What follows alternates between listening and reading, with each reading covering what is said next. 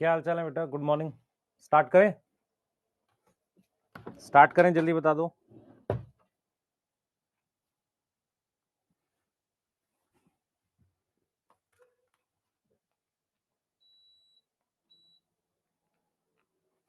जल्दी जल्दी फास्ट। अच्छा, आज क्या है बेटा? आज वेडनेसडे है। आज तक ऑफिशियली सबकी क्लास ऑफ थी। कल जो है, कल आपकी फिजिक्स भी है और मेरे ख्याल से शायद कल क्या है, एक मिनट रुक जाओ। हाँ, मैं बताता हूँ एक बार आपको। कल का लेक्चर कटा नहीं था बेटा। लास्ट पॉइंट पे मैं कुछ डिस्कस कर रहा था, वही बता रहा था। संयम मंडल, एक बार स्टेप्स को लेके बात करते हैं। हाँ, कल मैं कोई कहानी सुना रहा था, कोई स्टोरी सुना रहा था। क्या थी, थोड़ी सी याद दिलाओ। कल मेरी क्लास है। हाँ, कल है, बिल्कुल है। कल तो ऑफिशियली थर्सडे है, मेरी तो क्लास होती ही है। राजा मंत्री वाली। अच्छा, हाँ, ठीक है।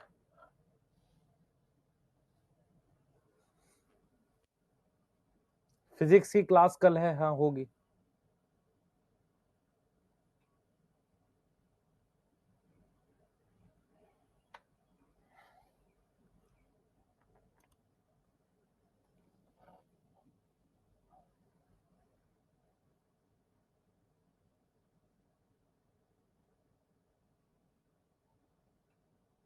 ठीक है, कहानी को कंप्लीट करते हैं। कल तो सारी क्लास होगी, हाँ। हाँ, ठीक है। ह्यूमन फिजियो कल से सारी क्लास होगी। मैं बता देता हूँ आपको बेटा। देखो क्या है कि सर्वेश सर मेरे ख्याल से शायद फ्राइडे लौटेंगे रात में। तो सर्वेश सर की जहाँ क्लास का गैप आएगा वहां पर एमडी सर पढ़ा देंगे। ठीक है, तो मोस्ट प्रोबेबली शायद कल एमडी सर की हो जाए। ठीक है, सर्वेश सर की जगह, बाकी तो नॉर्मल होगी हो। ठीक है, यस। अच्छा, कल जो है, कल कल क्या है, कल मैं बताता हूँ कि कल शायद भाई दूज वगैरह है। तो मैं आपको थोड़ा सा शेड्यूल समझा देता हूँ। कल हमारे पास जो है वो है ये, क्या नाम है, कल क्या है, कल थर्सडे है ना? ठीक है, कल मेरी और फिजिक्स की क्लास होगी। परसों से आपका नॉर्मल शेड्यूल चालू करेंगे। मैं आपको बता दूंगा एक बार जरा ऐप में देख लेना ध्यान से। हाँ, मयंक इस मंथ में करा तो देंगे, पॉसिबल है। अभी आज तो 22 तारीख है। टेस्ट का सिलेबस अभी तक नहीं आया। टेस्ट में बेटा आपका फोटोसिंथेसिस आ रहा है, एनाटॉमी मॉर्फोलॉजी, ये मैंने डाला था। ठीक है, यस। मैं एक बार मैसेज भी कर दूंगा टेस्ट के सिलेबस को लेके, आपको अपडेट मिल जाएगा आज। पहले एक बार पढ़ ले, फिर मैं कल की क्लास का डिस्कस कर लेता हूं। ठीक है, चालू करें। हाँ, रिवीजन प्लानर में आप लोगों से एक चीज जानना चाह रहा था। वन शॉट में डाल दूं क्या? सारे 11th के मैंने प्लान तो किए हुए हैं। अब क्या है कि मेरे को 2 से 3 में डाल दूंगा 1 तारीख तक। उसके बाद के, फिर उसके बाद आकर मैं कराऊंगा, है ना? यस। कल कल छुट्टी दे दें? क्यों? तेरे से दुश्मनी है दीपक? नहीं।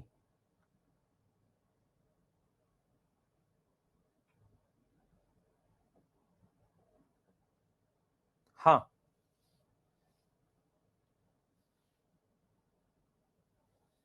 बेटा, कल मेरी क्लास कल कल और सुबह होगी, उसके बाद से अपने नॉर्मल टाइम पे। ठीक है, आर्यन कोई बात नहीं, आज पढ़ाई करना है। चालू करेंगे बेटा।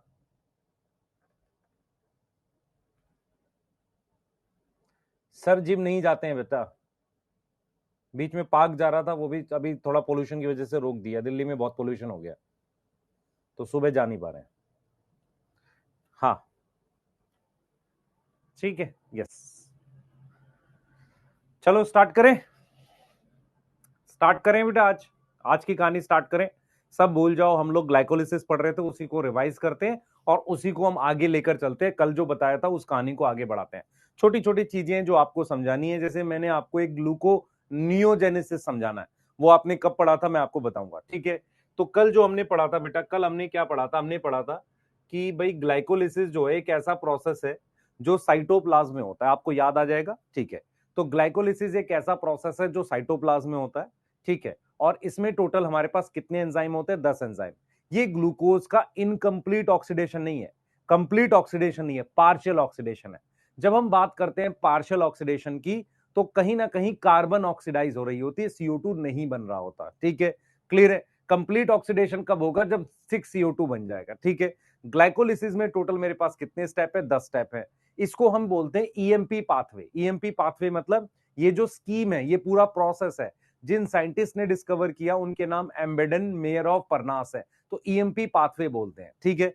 सबसे पहले स्टेप में क्या हुआ, सेकंड में क्या हुआ, थर्ड में क्या हुआ, वो रिवाइज करेंगे और आगे के सारे पॉइंट्स आपको क्लियर करते हुए चलेंगे, ठीक है। चालू करें बेटा, चालू करें, फिर डोपा डिस्कस करेंगे, ठीक है। चैट को प्राइवेट कर देते हैं, पहले एक बार मैं ग्लाइकोलिसिस डिस्कस कर लूं, फिर मैं करता हूं, ठीक है। यस, बहुत बढ़िया। तो सबसे पहले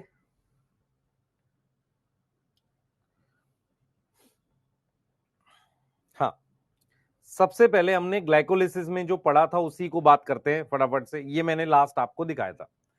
तो सबसे पहले हम क्या कर रहे हैं, आपको समझना पड़ेगा। पहले स्टेप जो ग्लाइकोलिसिस का, रूपा बेटा इसके बाद अभी डिस्कस करूंगा ताकि आपको रिवाइज कर दूं। ग्लूकोज से मेरे पास ग्लूकोज 6 फॉस्फेट बना, ठीक है सर। ग्लूकोज से मेरे पास क्या बना, ग्लूकोज 6 फॉस्फेट बना। तो आपको कैसे याद रखना है, इसको ऐसे याद रखना है, मेरी बात सुन ध्यान से।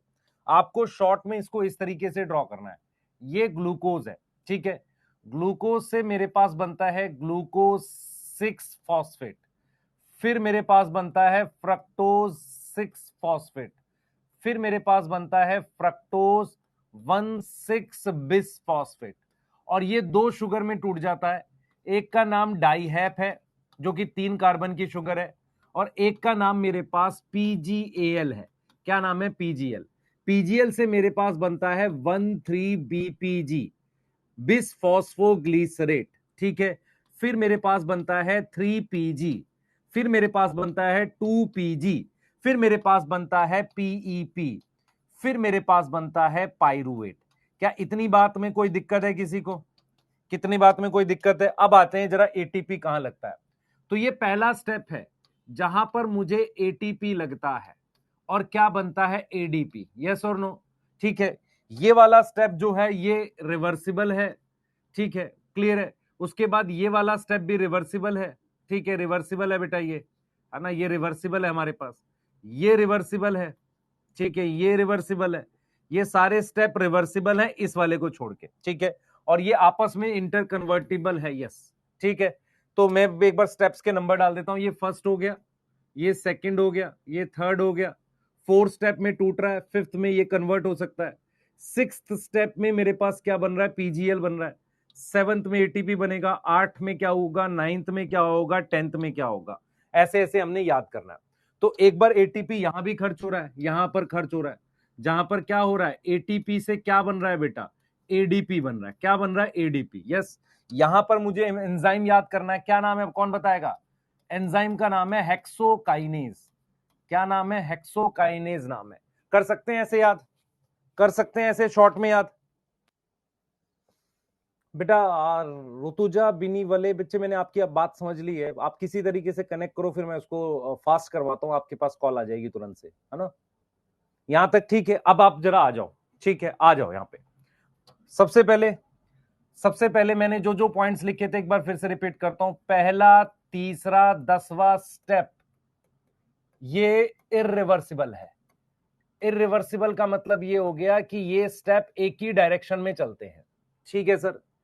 ATP कौन से स्टेप में लग रही है, पहले और तीसरे स्टेप में हमारे पास क्या हो रही है, ATP यूज हो रही है। क्या हो रही है, ATP यूज हो रही है। एक बच्चा अगर अगर मेरी बात समझ पाओ तो, हमारे पास क्या है बेटा, फ्रक्टोज इसमें कहां एंटर करता है, मैं आपको बताता हूं। फ्रक्टोज यहां एंटर करता है डायरेक्ट, और उसमें भी यहां ATP खर्च हो सकती है, ऐसे ATP खर्च होगी और क्या बनेगा, ADP बनेगा, यस, ठीक है। और एंजाइम कौन सा लगेगा, हेक्सोकाइनेज ही लगेगा। इस एंजाइम को हेक्सोकाइनेज कहते हैं क्योंकि ये ग्लूकोज से ग्लूकोज 6 फॉस्फेट बनाता है और फ्रक्टोज से फ्रक्टोज 6 फॉस्फेट बनाता है। एनसीईआरटी ने ऐसे लिखा हुआ है कि ग्लूकोज और फ्रक्टोज दोनों एंटर कर सकते हैं हेक्सोकाइनेज की मदद से, ग्लूकोज 6 फॉस्फेट बनता है। वो कंफ्यूजिंग है, एक्चुअल में आपको समझना है कि ग्लूकोज से ग्लूकोज 6 फॉस्फेट, उसका आइसोमर फ्रक्टोज 6 फॉस्फेट है। जब आप फ्रक्टोज को डायरेक्टली एंटर कराओगे तो ये बनेगा। तो अगर आप फ्रक्टोज यूज करते हो तो एक एंजाइम कम लगेगा, आइसोमरेज। कौन सा एंजाइम कम लगेगा? आइसोमरेज। एटीपी उतनी लगनी है। तो जब फ्रक्टोज यूज होगा, आप समझो ध्यान से, व्हेन फ्रक्टोज यूज होगा, व्हेन क्या यूज होगा बेटा? फ्रक्टोज यूज होगा तो मेरे पास क्या होगा बताओ? मेरे पास क्या होगा? एक एंजाइम कम लगेगा, वन एंजाइम लेस लगेगा, लेस रिक्वायर। एक एंजाइम कम रिक्वायर होगा। क्या मेरी बात समझ में आ गई? एक एंजाइम मुझे कम लगेगा। क्लियर है कि नहीं? क्लियर है कि नहीं?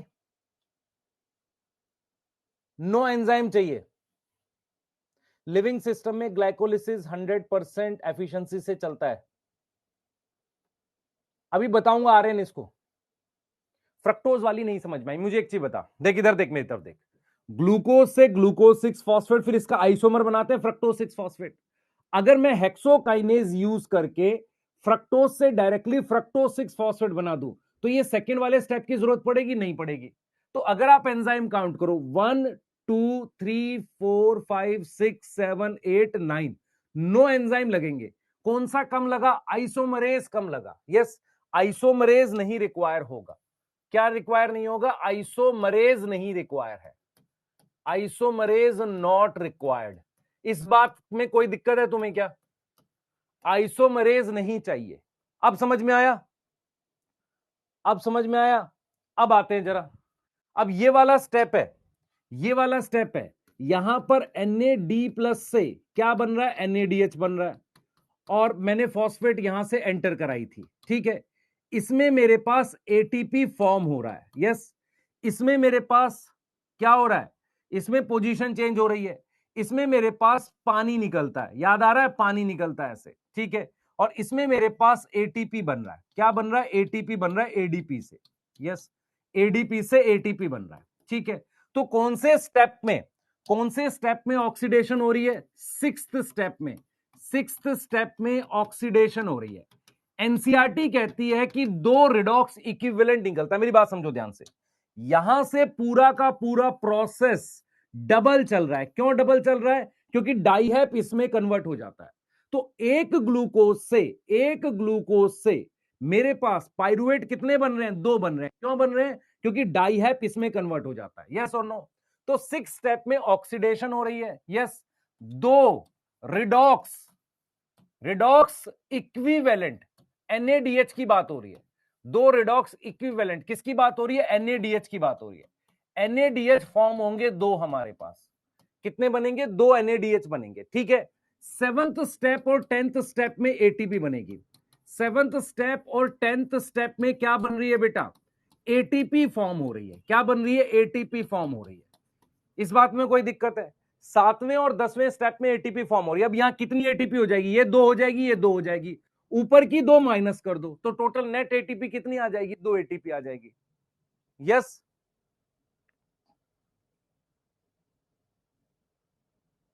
बेटा फ्रक्टोज यूज होगा तो, यार आप समझ नहीं रहे हो जाबिर, एकदम से बेवकूफों जैसी बात कर रहे हो। हम ये कह रहे हैं कि आप कह रहे हो एक ATP कम यूज होगा, गलत बात है भाई। ग्लूकोज से ग्लूकोज 6 फॉस्फेट नहीं बना रहे हो, पर जो फ्रक्टोज से फ्रक्टोज 6 फॉस्फेट बनाओगे वहां तो लगेगी ना ATP। तो जो ATP यहां लगनी थी वो यहां लग गई।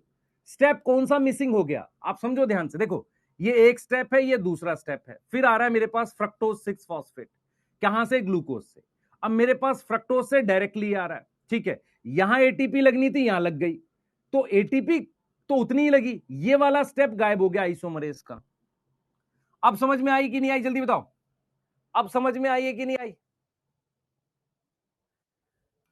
ATP को रिडॉक्स इक्विवेलेंट कहते नहीं कहते? रिडॉक्स इक्विवेलेंट का मतलब होता है NADH, जहां पर इलेक्ट्रॉन्स, रिडॉक्स का क्या मतलब होता है? कहीं ना कहीं इलेक्ट्रॉन्स निकल रहे हैं।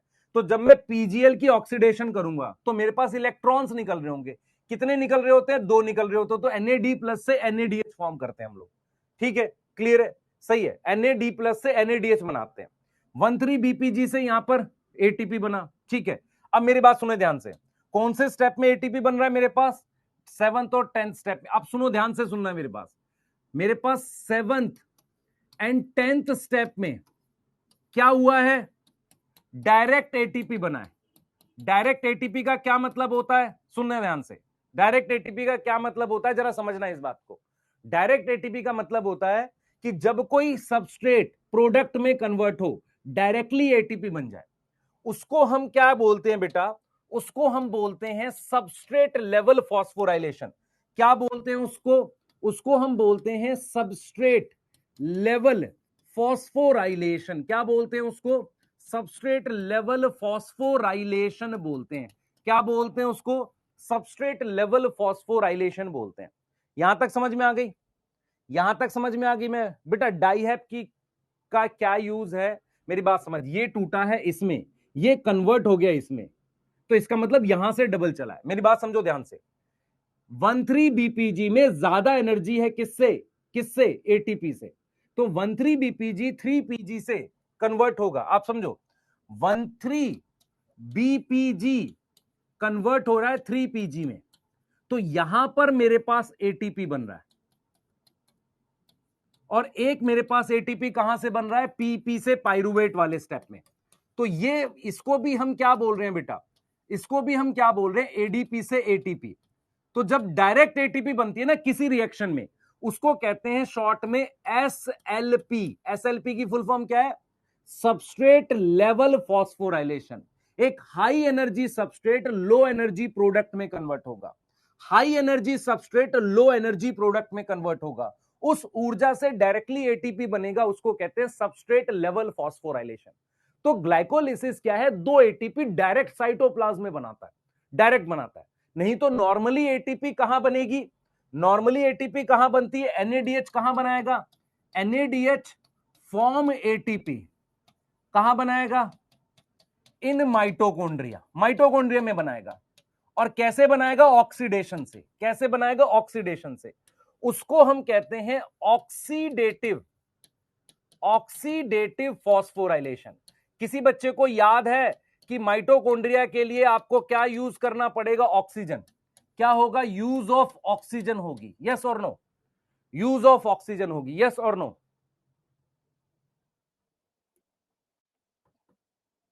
बेटा मैं एक सवाल आपसे पूछ रहा हूं, मेरी बात सुनना, मैं एक सवाल आपसे पूछ रहा हूं। मैं कह रहा हूं कि डाइहैप को नीचे कन्वर्ट करने के लिए कोई एंजाइम नहीं है, ठीक है, आप समझो ध्यान से। आप में से कितने बच्चों ने वो पढ़ा है, ली चैटर प्रिंसिपल। ए कन्वर्ट हो सकता है बी में, और बी कन्वर्ट हो सकता है ए में, ठीक है। आपके पास 100 ए है, 100 बी है। अगर आप बी से पी बना दो, क्यू बना दो, आर बना दो, अगर आपके पास ये रिएक्शन नीचे जाए तो बी डिक्रीज होगा, बी डिक्रीज होगा कि नहीं होगा, हां सर। तो ए ऑटोमेटिकली बी में कन्वर्ट होगा। यही तो ली चैटर प्रिंसिपल, ली चैटर प्रिंसिपल क्या कहता है कि जो घटेगा इक्विलिब्रियम उधर शिफ्ट होगा। तो जब फ्रक्टोज 1,6 बिस्फॉस्फेट इन दोनों में कन्वर्ट हो गया, यहां कोई रिएक्शंस है ही नहीं नीचे, तो ये यहां रिएक्शंस नीचे है, तो ये ऑटोमेटिकली इसमें कन्वर्ट होगा कि नहीं होगा, ये बताओ बस। अरे ये बताओ जल्दी। और आपको जो एंजाइम याद करने हैं बेटा, एंजाइम याद करने में एंजाइम भी लिखूंगा, पर आपको जो मेन एंजाइम याद करने हैं दो, एक हेक्सोकाइनेज और एक pyruvate kinase. Pyruvate kinase, pyruvate kinase ATP बनाता है, हेक्सोकाइनेज यूज करता है। यहां पर एक एंजाइम आएगा डीहाइड्रोजिनेज, डीहाइड्रोजिनेज। यहां तक कोई दिक्कत है, यहां तक कोई दिक्कत है? ये पॉइंट्स लिखने हैं, लिखना चाहो तो लिख लो, अच्छा रहेगा। एसएलपी से बता दो, मैं रिपीट कर देता हूं, फिर से रिपीट करता हूं। 7वें और 10वें स्टेप में एटीपी डायरेक्ट बन रहा है। डायरेक्ट कैसे बन रहा है, मेरी बात समझ। जैसे मान लो ये एक सबस्ट्रेट है, ये प्रोडक्ट है, इसकी एनर्जी ज्यादा है, इसकी एनर्जी कम है। एक high energy substrate low energy product में कन्वर्ट हो रहा है, high energy substrate low energy product में कन्वर्ट हो रहा है, ये डायरेक्टली एटीपी बन रहा है। आप समझ रहे हो, इसको एसएलपी कहते हैं। क्या बोलते हैं, SLP, yes. Two redox equivalent का क्या मतलब हुआ, जैसे NAD प्लस है, देखो इधर NAD प्लस है, इसमें एक इलेक्ट्रॉन कम है पहले से ही। अब मैं अगर 2 इलेक्ट्रॉन दे दूं, देख इधर, NAD प्लस में कितने इलेक्ट्रॉन दूंगा सर, 2 इलेक्ट्रॉन दूंगा, तब जाके ये NADH बनेगा कि नहीं बनेगा। तो मैंने दो इलेक्ट्रॉन रिमूव करें, यस, उसको वो क्या बोल रहा है, रिडॉक्स इक्विवेलेंट। क्योंकि व्हाट इज ऑक्सीडेशन, कौन से स्टेप में ऑक्सीडेशन हो रही है, सिक्स स्टेप में क्या हो रही है, यहां पर ऑक्सीडेशन हो रही है। क्लियर है। पानी कौन से स्टेप में निकल रहा है, 9th। यस, साइकिल 2 बार लिखे, लास्ट वाला स्टेप एक बार फिर से समझा दो मैं क्या बोल रहा हूं, देखिए जाना। 7th, सॉरी, एक सेकेंड देना बेटा।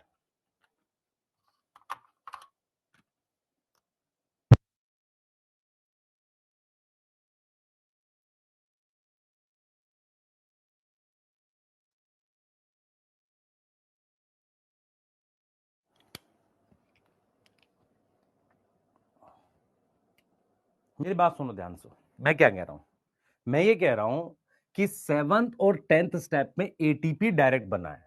तो एटीपी फॉर्मेशन दो तरह की होती है, एक होती है डायरेक्ट, डायरेक्ट को कहते हैं सबस्ट्रेट लेवल फॉस्फोराइलेशन।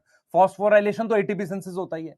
एनएडीएच जो बना है उसने क्या करी, एटीपी बनाई है माइटोकॉन्ड्रिया में, उसको हम कहते हैं ऑक्सीडेटिव फॉस्फोराइलेशन। क्या बोलते हैं, ऑक्सीडेटिव। ऑक्सीडेटिव क्या होता है बेटा, ऑक्सीडेटिव कहां पर होता है, माइटोकॉन्ड्रिया में होता है। माइटोकॉन्ड्रिया में कैसे होगा, ऑक्सीजन यूज करके, ईटीएस में। तो एनएडीएच जो है, एनएडीएच आप समझो, एनएडीएच जो है उसने एटीपी कहां बनाएगा, माइटोकॉन्ड्रिया में जाकर। क्लियर है, कहां बनाएगा, माइटोकॉन्ड्रिया में जाकर एटीपी बनाएगा। क्या इतनी बात समझ में आ रही है, क्या इतनी बात समझ में आ रही है, जल्दी बताओ, इतनी बात समझ में आ रही है कि नहीं आ रही। तो अगर मैं आपसे कहूं बेटा ATP formation, ATP synthesis in respiration, देखो आप समझो, अगर मैं आपको एक टॉपिक लिख दूं सीधे, टाइप ऑफ एटीपी सिंथेसिस, ये आप कहां लिखोगे, एक बॉक्स बना के, type of ATP synthesis, yes और नो, देखते हैं क्या है टाइप ऑफ एटीपी सिंथेसिस। सबसे पहले आपने कहीं पर पढ़ी थी फोटोफॉस्फोराइलेशन, किसने किसने पढ़ी है, फोटोफॉस्फोराइलेशन। ये कहां होती है, ये कहां होती है, किसी को याद है, ये कहां होती है, अकरिन क्लोरोप्लास्ट, अकरिन क्लोरोप्लास्ट में होती है, याद आया। और क्या यूज करके, यूज केमी ऑस्मोटिक, केमी ऑस्मोटिक हाइपोथेसिस। किसी को याद आया, ये साइक्लिक और नॉन साइक्लिक तरह की होती थी, दोनों तरह की। फिर दूसरी हमारे पास होती है एसएलपी, एसएलपी को कहते हैं सबस्ट्रेट लेवल फॉस्फोराइलेशन। क्या बोलते हैं बेटा, सबस्ट्रेट लेवल फॉस्फोराइलेशन। ये कहां होती है, हाँ भाई ये कहां होती है, ये बताओ कहां होती है, substrate level phosphorylation occur in glycolysis, glycolysis में भी होती है ना, एक जगह और होती है, क्रैब साइकिल में भी होती है। ठीक है, ग्लाइकोलिसिस में होती है, क्रैब साइकिल में होती है। ठीक है, इसमें क्या होता है, इसमें जैसे 1,3 बीपीजी कन्वर्ट हुआ 3 पीजी में, यहां एटीपी बनी है। ठीक है, तो बेसिकली ये कहां हो रही है, रेस्पिरेशन में हो रही है। बेसिकली क्या हो रही है, रेस्पिरेशन में हो रही है, डायरेक्ट है ये क्या है, डायरेक्ट एटीपी सिंथेसिस है, डायरेक्ट एटीपी सिंथेसिस है। सही है सर, डायरेक्ट एटीपी सिंथेसिस है, इस बात में कोई दिक्कत। तीसरी टाइप ऑफ एटीपी सिंथेसिस होती है हमारे पास ऑक्सीडेटिव फॉस्फोराइलेशन। अब ये ऑक्सीडेटिव फॉस्फोराइलेशन कहां होती है, ये माइटोकॉन्ड्रिया में होती है। ये कहां होती है, माइटोकॉन्ड्रिया में। कैसे होती है, देखो माइटोकॉन्ड्रिया में जो इनर मेम्ब्रेन है, यहां पर होता है ईटीएस, और यहां पर आप प्रोटॉन इकट्ठा करते हो इलेक्ट्रॉन की मूवमेंट से। तो ऑक्सीडेटिव फॉस्फोराइलेशन में एनएडीएच क्या होगा, ऑक्सीडाइज होगा। ठीक है, उसके अलावा एक और कंपाउंड होता है FADH2, FADH2, ये दोनों ऑक्सीडाइज होते हैं कहां पर, ईटीएस में, इलेक्ट्रॉन ट्रांसपोर्ट सिस्टम में। उससे मेरे पास यहां प्रोटॉन इकट्ठा होता है, H+ ग्रेडियंट बनता है। अगर H+ ग्रेडियंट बनेगा तो यहां भी क्या यूज हो रही है, केमी ऑस्मोटिक यूज हो रही है। ठीक है, केमी ऑस्मोटिक यूज हो रही है। ठीक है, यस, ईटीएस में, इन ईटीएस, एंड ऑक्सीजन यूज हो रहा है, तो इसको कह रहे हैं ऑक्सीडेटिव। तो अगर आप ध्यान से देखोगे रेस्पिरेशन में ये दो तरीके हैं एटीपी बनाने के, और ये फोटोसिंथेसिस में यूज होता है। तो टोटल किसी भी लिविंग सेल में, आप समझो मेरी बात सुनो, टोटल किसी भी लिविंग सेल में मैक्सिमम 3 तरह की से एटीपी बन सकती है। एक हो सकता है फोटोफॉस्फोराइलेशन, दूसरा हो सकता है क्या, दूसरा क्या हो सकता है, सबस्ट्रेट लेवल, तीसरा हो सकता है ऑक्सीडेटिव। अब मैं आपसे एक सवाल पूछता हूं, आपके पास ये लीफ का मीजोफिल सेल है, ध्यान से सुनेंगे, आपके पास का ये लीफ का कौन सा सेल है, लीफ का मीजोफिल सेल है। क्या मीजोफिल सेल में साइटोप्लाज्म होगा, साइटोप्लाज्म होगा, यस, ठीक है सर। उसके अलावा इसमें माइटोकॉन्ड्रिया भी होता है, और इसमें मेरे पास क्या होगा बेटा, इसमें मेरे पास और क्या होगा, क्लोरोप्लास्ट भी होगा, यस। तो इसमें मेरे पास तीनों तरह की एटीपी होगी, कौन कौन सी, साइटोप्लाज्म की वजह से एसएलपी होगी, माइटोकॉन्ड्रिया की वजह से ओपी होगी, क्लोरोप्लास्ट की वजह से पीपी होगी। इसको शॉर्ट में क्या लिख सकते हैं, पीपी, इसको क्या लिख सकते हैं, पीपी, इसको एसएलपी, इसको क्या लिख सकते हैं, ओपी। अब मान लो मैं आपको रूट सेल दे दूं, मैं आपको दे दूं रूट सेल। अब रूट सेल में क्लोरोप्लास्ट नहीं है, तो उसमें कौन सी वाली होगी, माइटोकॉन्ड्रिया है, हाँ है, तो उसमें होगी ओपी और एसएलपी। मान लो आपका स्किन सेल दे दूं, तो स्किन सेल में क्या है बेटा, नो क्लोरोप्लास्ट है, आपका जो स्किन सेल है, तो उसमें माइटोकॉन्ड्रिया हाँ है, ओपी और एसएलपी। अब मान लो मैं आपको दे दूं आरबीसी, आरबीसी में कोई माइटोकॉन्ड्रिया भी नहीं है, तो उसमें सिर्फ क्या होगी, एसएलपी होगी, ठीक है। मैं आपको दे दूं ई कोलाई बैक्टीरिया, तो उसमें कौन सी होगी, एसएलपी होगी, क्योंकि इसमें ग्लाइकोलिसिस होगा, इसमें क्या होगा, ग्लाइकोलिसिस होगा। किसी को समझ में आया ये टॉपिक, टॉपिक समझ में आया,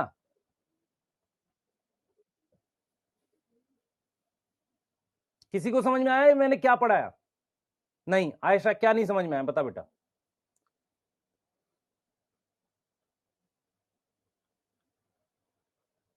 कोई ऐसा जिसको नहीं समझ में आया, मैं रिपीट करूंगा। राज क्या नहीं आया बेटा समझ, हाँ आराम से पढ़ाओ, इतनी जल्दी क्या है बेटा, तू समझेगा नहीं तो मैं क्या ही जल्दी है, बता जल्दी कहाँ है, कोई दिक्कत नहीं है, 3 साल है तेरे पास, आराम से पढ़। अभी तक तू 6 महीने होने जा रहे हैं, चीजें लिंक नहीं करना सीख रहा है, तो बेटा क्या करेगा जिंदगी में, तेरी गलती है ही नहीं। दिक्कत क्या है कि तेरे को समझने के लिए थोड़ी सी एफर्ट की आवश्यकता है, सुन ध्यान से तो समझ पाएगा, पहले मेरी बात ध्यान से सुन, रिपीट कर रहा हूं, ध्यान से सुन के बेटा। आपसे मैं कह रहा हूं कि हमारा जितना भी लिविंग सिस्टम आप आसपास देखते हो, वहां पर 3 मेथड होते हैं एटीपी बनाने के। एक हमने फोटोसिंथेसिस में पढ़ा था, जिसको हम फोटोफॉस्फेट में पीपी बोलते हैं, जहां लाइट रिएक्शन में एटीपी बनता है, जो डार्क रिएक्शन में खर्च हो जाता है, हमारे काम नहीं आता, डार्क रिएक्शन में खर्च हो जाता है। दूसरा तरीका है डायरेक्ट एटीपी। डायरेक्ट एटीपी क्या है, एक हाई एनर्जी सबस्ट्रेट कन्वर्ट होता है प्रोडक्ट में, मतलब कि एक ऐसा सबस्ट्रेट है जब वो प्रोडक्ट में कन्वर्ट होता है, उसकी एनर्जी से डायरेक्टली एटीपी बना देते हैं। सर डायरेक्ट कैसे बनेगा, भाई इसके पास कोई बॉन्ड होगा जिसकी एनर्जी जब एटीपी बन रहा होगा उसके बॉन्ड में चली गई। इस डायरेक्ट एटीपी एक तो ग्लाइकोलिसिस में बनती है, दूसरी क्रैब साइकिल में बनती है। इस डायरेक्ट एटीपी सिंथेसिस को हम क्या बोलते हैं, एसएलपी बोलते हैं। क्या बोलते हैं, substrate. What is substrate, substrate convert हो रहा है प्रोडक्ट में, लेवल फॉस्फोराइलेशन, तो सबस्ट्रेट के लेवल पर फॉस्फोराइलेशन हो रही है। अब क्या होता है माइटोकॉन्ड्रिया, ये हम आगे पढ़ेंगे क्या है माइटोकॉन्ड्रिया में। जो हमने एनएडीएच अभी बनाया ग्लाइकोलिसिस में, और भी जगह बनाएंगे, और एक कंपाउंड होता है एफएडीएच2, ये ऑक्सीडाइज होता है कहां पर, इलेक्ट्रॉन ट्रांसपोर्ट सिस्टम माइटोकॉन्ड्रिया में, और वहां पर क्या यूज होता है, ऑक्सीजन जैसी चीज यूज होती है। यहां पर क्या होगा, यहां पर क्या होगा, जब आप इसको ऑक्सीडाइज करोगे तो इलेक्ट्रॉन्स मूव करेंगे, इलेक्ट्रॉन्स की वजह से यहां पर आप H+ इकट्ठा करोगे, और जब आप H+ इकट्ठा कर लेते हो तो हाई से कम की तरफ जाकर एटीपी बनाता है, हमने पढ़ा था केमी ऑस्मोटिक। तो ये जो पीपी है और ओपी है, ये किस पर निर्भर है, केमी ऑस्मोटिक हाइपोथेसिस पर निर्भर है। ये वाली बात समझ में आ रही है। तो किसी भी सेल में मैक्सिमम 3 तरीके से एटीपी बन सकता है। अब आपके घर के बाहर नीम का पेड़ है, उसकी जो पत्ती है, लीफ है, उसका एक मीजोफिल सेल है। भाई मीजोफिल सेल में हमारे पास साइटोप्लाज्म भी होता है, माइटोकॉन्ड्रिया भी होता है, क्लोरोप्लास्ट भी होता है। सही है सर। सर उसको फिर माइटोकॉन्ड्रिया क्यों चाहिए जब उस खुद एटीपी बना सकता है क्लोरोप्लास्ट से, रात में मर जाएगा सेल, फिर रात में तो एनर्जी चाहिए ही ना, ठीक है।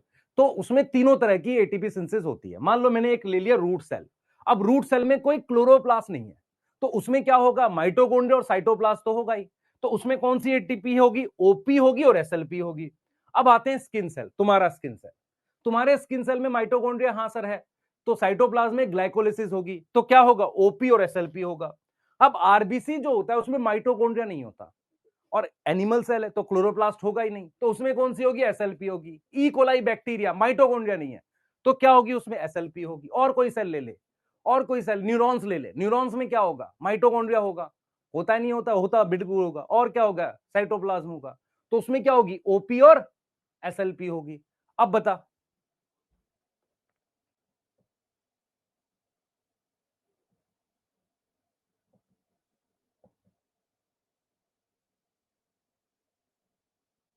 अब बता बेटा, अब ये पूछ रहा है सर स्किन सेल में माइटोकॉन्ड्रिया, स्किन सेल में एसएलपी क्यों? भाई एसएलपी तो सबस्ट्रेट लेवल फॉस्फोराइलेशन है, जिसके पास भी क्या प्रेजेंट है तेरे पास। अब मैं तेरे से पूछूं, मुझे बता जो जाइलम फाइबर में क्या होगा, तो डेड सेल है, उसमें कुछ भी नहीं होगा।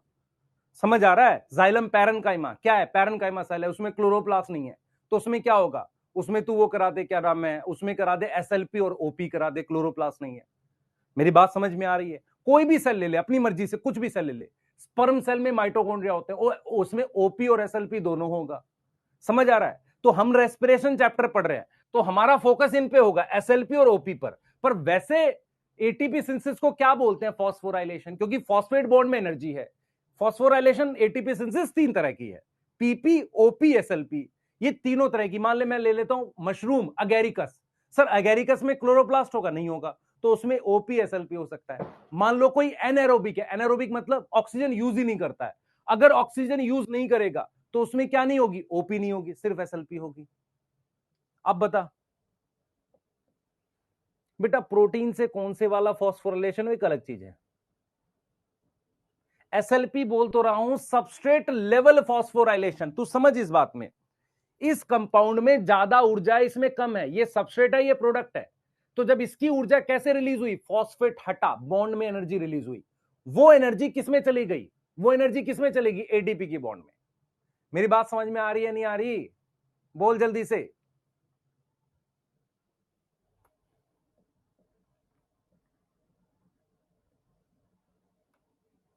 यहां तक क्लियर है बेटा? FADH2 क्या अभी पढ़ेंगे हम लोग, परेशान मत हो, FADH2 नहीं पता परेशान मत हो, पर यहां तक क्लियर है, पहले बता दो बस। हाँ, ग्लाइकोलिसिस सारे सेल में होता है बेटा, कोई ऐसा सेल नहीं है जिसमें ग्लाइकोलिसिस ना हो। Glycolysis is source of energy for all type of sales.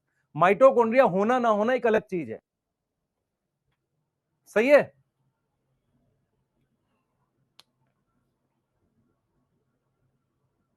ये नोट कर लो बेटा एक बार जल्दी से, ये वाला और अगला नोट करना था आपको, कर लो। मैंने कहा था आपको एंजाइम्स जो हैं वो दो मेन याद करने हैं, एक पाइरुवेट काइनेज याद करना है, डिहाइड्रोजिनेज यहां लगता है, और एक आपको हेक्सोकाइनेज याद करना है। ग्लूकोज और फ्रक्टोज दोनों एंटर कर सकते हैं ग्लाइकोलिसिस में, और मैं आपको अब एनसीईआरटी रीड कर रहा हूं इसकी 5 मिनट, उसके बाद मैं आगे के टॉपिक पे जा रहा हूं, ठीक है? यस। एसएलपी में केमियोस्मोटिक हाइपोथेसिस नहीं लगता, नहीं लगता। मेरी बात सुन, व्हाट इज केमियोस्मोटिक हाइपोथेसिस? जैसे पीपी में, इसमें क्या होता है, पीपी में क्या होता है, पीपी में इलेक्ट्रॉन्स मूव करते हैं, उसकी मदद से हम प्रोटॉन कहां इकट्ठा करते हैं, ल्यूमेन ऑफ थाइलाकॉइड में। सही है सर? तो जब कभी प्रोटॉन इकट्ठा करके एटीपी बनाए तो उसको कहते हैं केमियोस्मोटिक। तो माइटोकॉन्ड्रिया में भी जो हम एटीपी यूज करेंगे, कहां पर, आउटर और इनर मेम्ब्रेन के बीच में, यहां प्रोटॉन इकट्ठा करेंगे, इसलिए केमियोस्मोटिक हाइपोथेसिस यूज हो रही है। पर एसएलपी में क्या है, एसएलपी में क्या है, मैं आप में से कितने लोग कंफर्टेबल है इस रिएक्शन के साथ, मुझे बस बता देना। आपकी मर्जी है, लिखो ना लिखो आपकी मर्जी। देख मेरी बात सुन ध्यान से, मेरी बात सुन ध्यान से। 13BPG से 3PG, ठीक है, इसका डेल्टा जी है -40, डेल्टा जी आपको पता होगा। अब सुनिए ध्यान से, एटीपी को पानी देते हैं, ठीक है, और मैं लिखता हूं एडीपी प्लस पीआई बनता है, इसका डेल्टा जी जो है वो है, मान लेते हैं, मुझे देनी पड़ेगी, प्लस 35 मान लेते हैं, ठीक है। रिवर्स रिएक्शन कैसे लिखूंगा, एडीपी प्लस पीआई, ठीक है। अच्छा, एटीपी टूटने का डेल्टा जी क्या है, -35 लिख देते हैं, ठीक है सर। एडीपी प्लस पीआई, अगर मैं एटीपी बना रहा हूं तो एटीपी बनाने का डेल्टा जी कितना आ जाएगा सर, +35 आ जाएगा, ठीक है। अब इस रिएक्शन को इसके साथ जोड़ दो। मैं क्या ने क्या किया, यहां लिख दिया एडीपी और फॉस्फेट हटा दो, चलो यहां से मिल जाएगा मुझे, और मैंने यहां लिख दिया एटीपी। इसका डेल्टा जी कितना है सर? +35 है। भाई एडीपी से एटीपी बनने का डेल्टा जी जो है वो +35 एनर्जी देनी पड़ेगी। अब मैं इस रिएक्शन को ऐड कर दूं तो क्या इसकी वजह से ये बन जाएगा कि नहीं बन जाएगा? बन जाएगा सर। मैं यही चीज समझा रहा हूं, इसमें काफी एनर्जी होती है जिसकी एनर्जी यूज करके एडीपी एटीपी में कन्वर्ट हो जाता है। मेरी बात समझो, एटीपी बनने का डेल्टा जी पॉजिटिव में है, एटीपी टूटने का डेल्टा जी नेगेटिव में है। समझ में आ रहा है? अब मैं आपको यह समझा रहा हूं कि इसका डेल्टा जी इतना ज्यादा नेगेटिव है कि इसके प्लस वाले को ओवरकम कर देता है। नेट रिएक्शन -5 आएगा मान लो, तो इसका मतलब ये बन जाएगा। किसी को समझ में आई या नहीं आई? छोड़ दो, वैसे डेल्टा जी से नहीं करना चाहिए, पर आपको अगर ये समझ में थोड़ा सा भी आ गया तो काम चल जाएगा इससे। तो ये डायरेक्ट बना रहे हैं। ये कैसे बना रहे हैं? डायरेक्ट बना रहे हैं। एसएलपी में केमी ऑस्मोटिक हाइपोथेसिस नहीं लगता, नहीं लगता। आफरीन, सही बात है। हर सेल में एसएलपी होता है 100%। नोट कर लिस, जल्दी बताओ। नोट कर लिस, नोट कर लिस। राज कहां गया वो? ग्लाइकोलिसिस के स्ट्रक्चर याद करने, नहीं याद करने? आपको क्या क्या, मेरी बात सुनो, आपको क्या क्या याद होना चाहिए? आपको यह पता चल रहा है कौन से स्टेप में क्या हो रहा है, कौन से स्टेप में ऑक्सीडेशन हो रही है, ये पता चल रहा है? ठीक है, आपको यह पता चल रहा है। मान लो तो अगर क्वेश्चन आता है, देखो ध्यान से, क्वेश्चन आता है, देखो क्वेश्चन आता है आपको ऐसे, एटीपी को लेके क्वेश्चन आता है। ध्यान सुनो, सबसे पहले नंबर ऑफ एटीपी। अगर क्वेश्चन आता है ग्लाइकोलिसिस में कितने एटीपी बने, form in glycolysis, form in glycolysis, तो आप लिखोगे 2 एटीपी। ठीक है। अगर क्वेश्चन में यह देता है कि number of ATP, number of ATP form in anaerobic glycolysis, anaerobic का मतलब वो कहना चाह रहा है माइटोकॉन्ड्रिया नहीं है, तो 2 एटीपी। अगर वो आपसे कह दे नंबर ऑफ एटीपी, यहां बच्चे कंफ्यूज होते हैं, form in aerobic glycolysis, aerobic glycolysis, तो हमारे पास कितने आ जाएंगे? 2 एटीपी। इसका मतलब आपने क्या है, एनएडीएच वाले एटीपी काउंट करने हैं। एनएडीएच के एटीपी यहां काउंट होंगे। यस, काउंट होंगे। कैसे काउंट होंगे? एक एनएडीएच 3 एटीपी बनाता है। कैसे काउंट होंगे? एक एनएडीएच 3 एटीपी बनाता है। 3 एटीपी बनाता है किसमें? माइटोकॉन्ड्रिया में। कैसे बनाता है? कैसे बनाता है? किसके थ्रू बनाता है? ओपी के थ्रू। तो आप यहां पर 6 एटीपी जो कहां से आए? 2 एनएडीएच से, वो भी काउंट करोगे, तब जाकर आप लिखोगे 8 एटीपी। मेरी बात किसको नहीं समझ में आई? मेरी बात सुनो ध्यान से। अगर आपसे पूछे कि नंबर ऑफ एटीपी कितने बने हैं ग्लाइकोलिसिस में, आप हमेशा 2 बोलोगे। अगर वो एनएरोबिक कह रहा है तो वो कह रहा है कि आप एनएडीएच वाले काउंट मत करो। अगर वो आपको एरोबिक लिख के दे रहा है, इसका मतलब वो कह रहा है कि आप एक एनएडीएच के 3 एटीपी माइटोकॉन्ड्रिया में बनते हैं। किसके थ्रू? ओपी के थ्रू। कैसे बनते हैं? By OP. ओपी पता चल गया, ऑक्सीडेटिव फॉस्फोराइलेशन के थ्रू। तो मेरे पास कितने एनएडीएच थे सर? 2 एनएडीएच थे, तो टोटल हो गए 8। तो एक ग्लाइकोलिसिस 8 एटीपी कब देगा? जब आपको क्वेश्चन में लिख कर दे एरोबिक ग्लाइकोलिसिस। नहीं तो सिंपल ग्लाइकोलिसिस से पूछे तो आपको कितने एटीपी लेने हैं सर? 2। सर 4 क्यों नहीं ले रहे? 4 बने थे। नहीं भाई, वो नेट लेने हैं। पूर्ण ग्लाइकोलिसिस का मतलब 10 रिएक्शन। उस 10 रिएक्शन के बाद कितने एटीपी बने? 2। ऊपर के 2 खर्च हो गए, 4 बने थे, माइनस करके बात करेंगे। यहां तक कोई दिक्कत है? यहां तक कोई दिक्कत है? जल्दी बताओ बेटा। नेट एटीपी पूछे, number of ATP form in glycolysis या number of net ATP in glycolysis, दोनों का आंसर सेम आएगा। नेट भी वही है बेटा, नेट ही निकालेंगे, 2 ही आएगा। ठीक है? अरे समझ में आ रहा नहीं आ रहा? समझ में आ रहा है?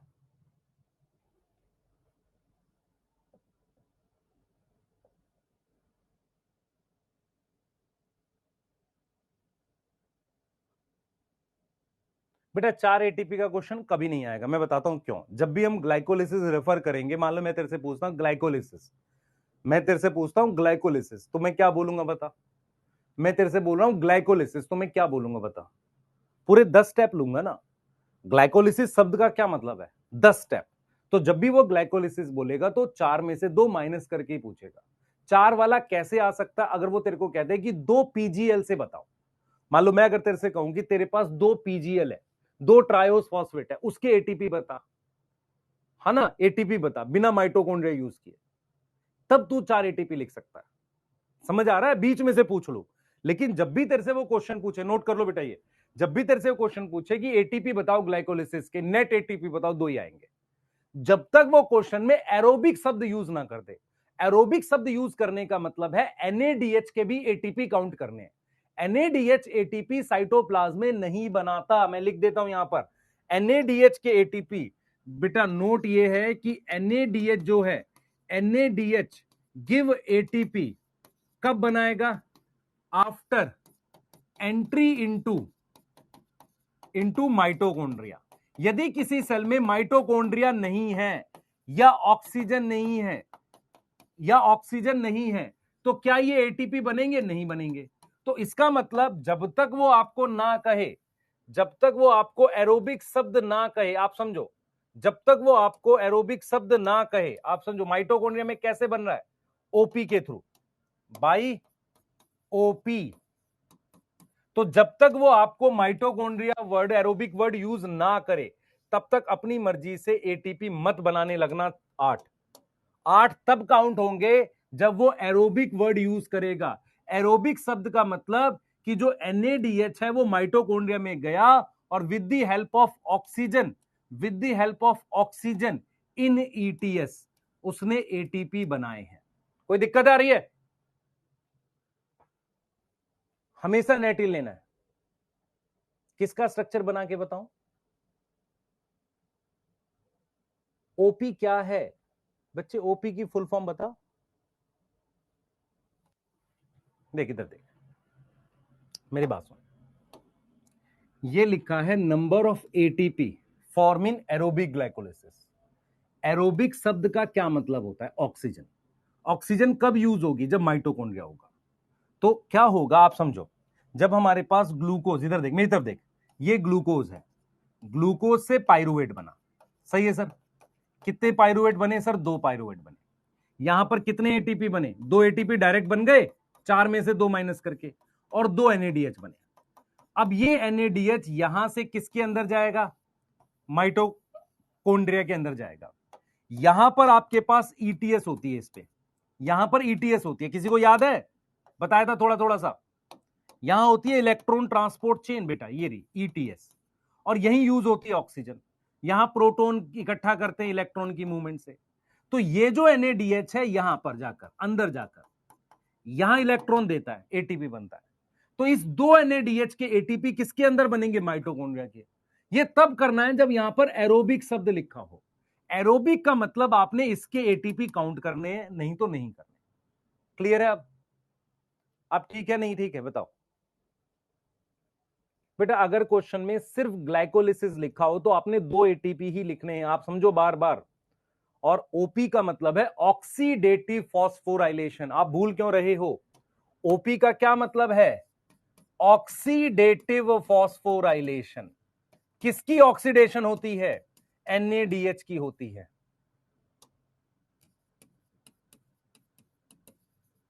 क्लियर है, किसकी ऑक्सीडेशन होती है, एनएडीएच की होती है।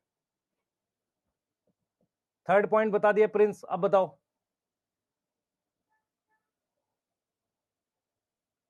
ग्लाइकोलिसिस का नेट प्रोडक्ट, ठीक है, नेट प्रोडक्ट क्या है ग्लाइकोलिसिस का बताओ। नेट प्रोडक्ट क्या क्या है ग्लाइकोलिसिस के, लिख देते हैं यहां पर। नेट प्रोडक्ट ऑफ ग्लाइकोलिसिस, एक 2 एटीपी, बी 2 एनएडीएच, और सी 2 पाइरुवेट। कोई दिक्कत है किसी को, ये नेट प्रोडक्ट है। एटीपी डायरेक्टली मिल गया, पायरुवेट जाएगा माइटोकॉन्ड्रिया में, बात की बात है, और एनएडीएच वहां जाके एटीपी बनाएगा, यहां नहीं बन रही। कोई दिक्कत है?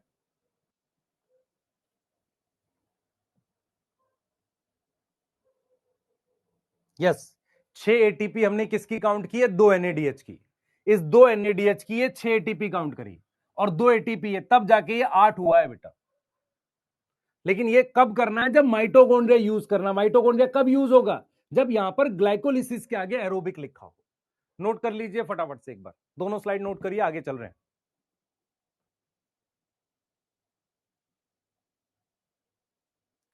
बेटे ऑक्सीडेशन का मतलब होता है किसी चीज को ऑक्सीडाइज करना, जिसका मतलब रिमूवल है ना। ऑक्सीडेशन रेस्पिरेशन में ब्रेक डाउन करके की जाती है। यस,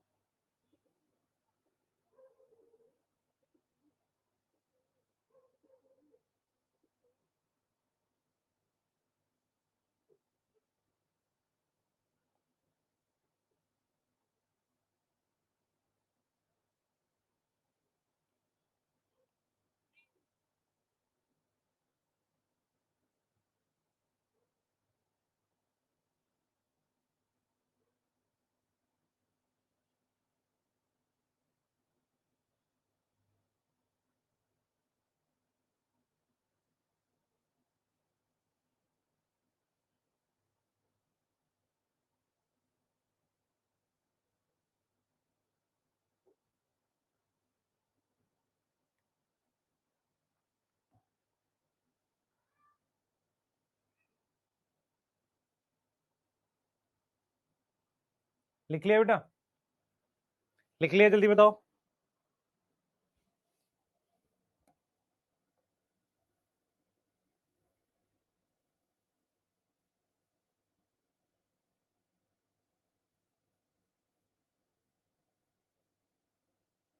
ठीक है विनीत, मैंने बेटा आपकी बात दे दी।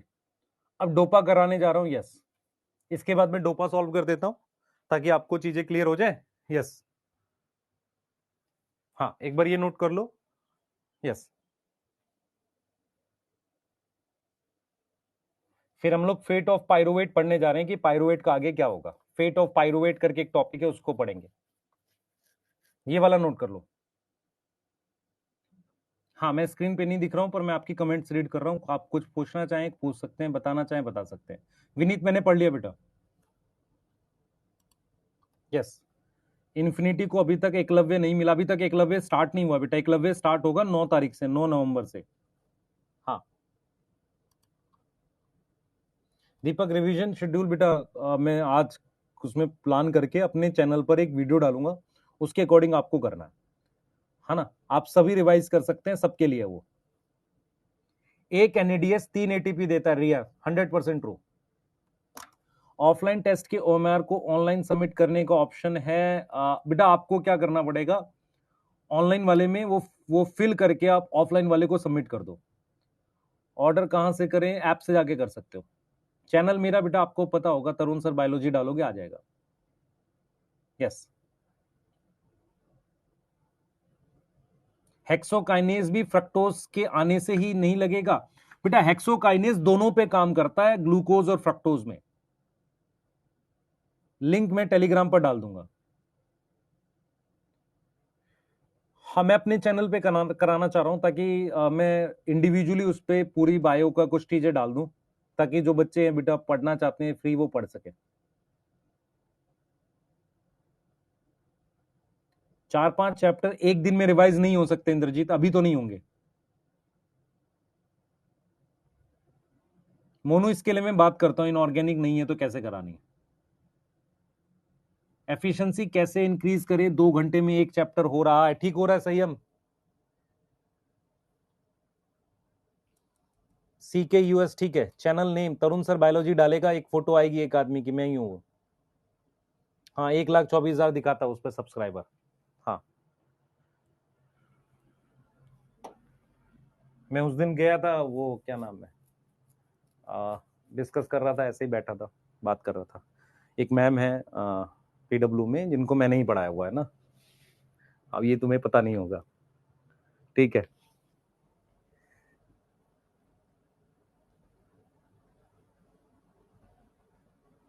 चलो पढ़ते हैं आगे। नहीं नहीं नहीं बेटा, नहीं नहीं, ऐसे डिस्कस हो रहा था तो उन्होंने बोला सर आपने वो नहीं लाया अपना बटन जो होता है ना। मैंने कहा नहीं अभी नहीं, इन सब चीजों पे मेरा ध्यान ही नहीं रहता।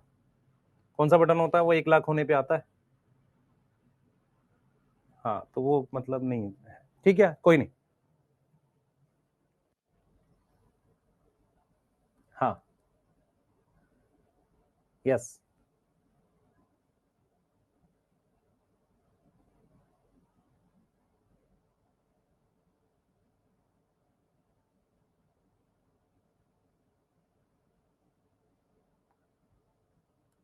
हाँ सिल्वर सिल्वर होता है शायद, पता नहीं। है ना, तो वो सब पे बेटा मेरे को फोकस रहता ही नहीं है ज्यादा, है ना, कि मैं लाऊं उसका एक वीडियो दिखाऊं कहूं टैलेंट है ये वो सब नहीं करना है। कंटेंट डालेंगे आप लोग उसको देखना आपके फायदे का है, क्योंकि मैं कुछ ऐसा प्लान कर रहा हूँ कि हर एक बच्चे को फायदा हो जाए उस तरीके का। चलो करते हैं, कोई नहीं। ठीक है, लास्ट पॉइंट लिख लिया है। ठीक है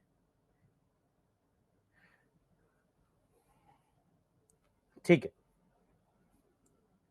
नहीं पटाखे बेटा अब नहीं फोड़ते हैं, और इसलिए नहीं फोड़ रहे हैं ताकि बच्चों को हैबिट ना लगे, है ना। हाँ, क्योंकि हैबिट हमसे ही लगती है, अच्छा बुरा हम लोग ही का रिफ्लेक्शन होते हैं बच्चे। ठीक है, type of ATP synthesis PP OP, ये चीज है। ठीक, चलिए आगे चलते हैं। इससे पहले एक बार हल्का सा जरा ग्लाइकोलिसिस को देख लें, एक बार एनसीईआरटी हल्की हल्की लाइनें देख लेते हैं जो आपके काम की है, मैं मार्क कर देता हूं, उससे आपको आइडिया हो जाएगा। देखते हैं। देखो सबसे पहले ग्लाइकोलिसिस ग्रीक वर्ड है, बताया था, जिसमें ग्लाइकोस splitting. The scheme of glycolysis embedded in Mayer of Parnas and is often referred to as EMP pathway. Yes, in anaerobic organism, it is the only process in respiration. ठीक है, only process in respiration. ठीक है, glycolysis occur in cytoplasm of cell and present in all living organism. ठीक है, in this process glucose undergo partial oxidation to form two molecule of partial. समझ में आ गया भाई, ये पार्शियल वर्ड समझ में आया है। CO2 नहीं बन रही है, ग्लूकोज डिराइव हो रहा है किससे, सुक्रोज से। कैसे हो रहा है आप देख लो, sucrose converted into glucose by enzyme, क्या नाम है, invertase. Then to monosaccharide, monosaccharide समझ में आया, एक ग्लूकोज एक फ्रक्टोज, रेडिली, रेडिली मतलब तुरंत एंटर कर जाएंगे ग्लाइकोलिटिक पाथवे में। Glucose and fructose are phosphorylated. देखो यहां गड़बड़ है, यहां पर लिखा होना चाहिए था glucose and fructose phosphorylated to give glucose 6 phosphate and fructose 6 phosphate. तो ग्लूकोज 6 फॉस्फेट, ठीक है, एंजाइम एक्सोकाइनेज, यहां थोड़ा सा लिखा हुआ गड़बड़ है। दिस फॉस्फोराइलेटेड फॉर्म क्या बनाएगी, फ्रक्टोज 6 फॉस्फेट बनाएगी। उसके बाद क्या है हमारे पास, स्टेप सेम है। देखो एक बात समझो ध्यान से, ये कह रहा है कि फ्रक्टोज 6 फॉस्फेट के बाद से स्टेप सेम है, मतलब अलग कैसे है, ग्लूकोज बनाएगा ग्लूकोज 6 फॉस्फेट, फिर फ्रक्टोज 6 फॉस्फेट, और फ्रक्टोज डायरेक्टली फ्रक्टोज 6 फॉस्फेट बनाएगा, फिर कह रहा है स्टेप सेम है। द वेरिएशन स्टेप दे रखा है ये, ठीक है। अ चेन ऑफ कितने रिएक्शन है, 10 रिएक्शन है, क्लियर है। कितने एंजाइम है, अलग अलग एंजाइम है, यस, ठीक है, yes. Take place, yes, while studying the step of glycolysis please note that the, कौन सा स्टेप है जिसमें एटीपी यूज होती है, आपको पता है कौन सा स्टेप है जहां एटीपी यूज होती है, बताओ। एटीपी यूज होती है दो स्टेप में, first conversion of glucose into glucose 6 phosphate, और दूसरा फ्रक्टोज 1,6 बिसफॉस्फेट में एटीपी यूज होती है, ठीक है, क्लियर है। अब कह रहा है वो किसमें टूटता है, डाइहाइड्रोक्सी एसीटोन फॉस्फेट में और 3 PGL में, ये देखो इसमें टूटता है। अब एक स्टेप है जहां पर NADH बनता है, दिस इज वेयर 3 PGAL, देखो क्या लिख रहा है, 3 PGAL is converted into BPGA। BPGA मतलब 1,3 बिस फॉस्फोग्लिसरेट। अब देखो यहां पर इसने ये बात लिखी है, आप ध्यान से देखना बेटा, यहां पर इसने ये बात लिखी है कि 2 रिडॉक्स इक्विवेलेंट इज रिमूव।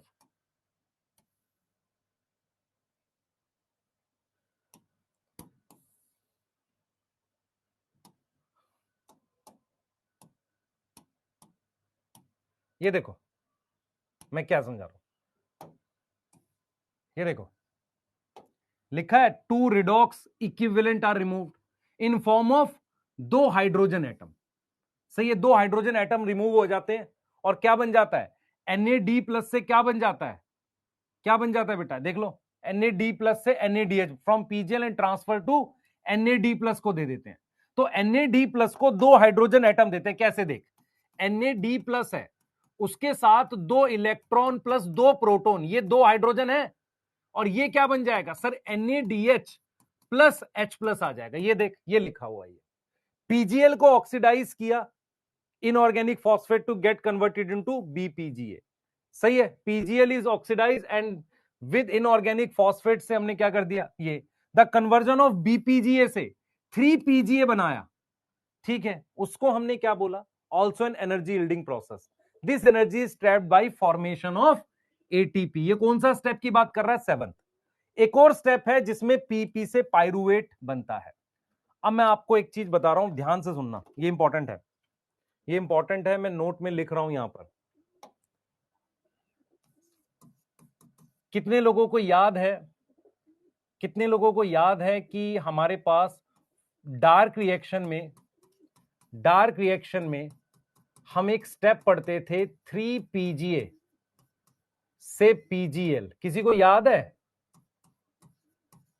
किसी को याद है, जिसको हम क्या बोलते थे, रिडक्शन बोलते थे, क्या बोलते थे, रिडक्शन बोलते थे।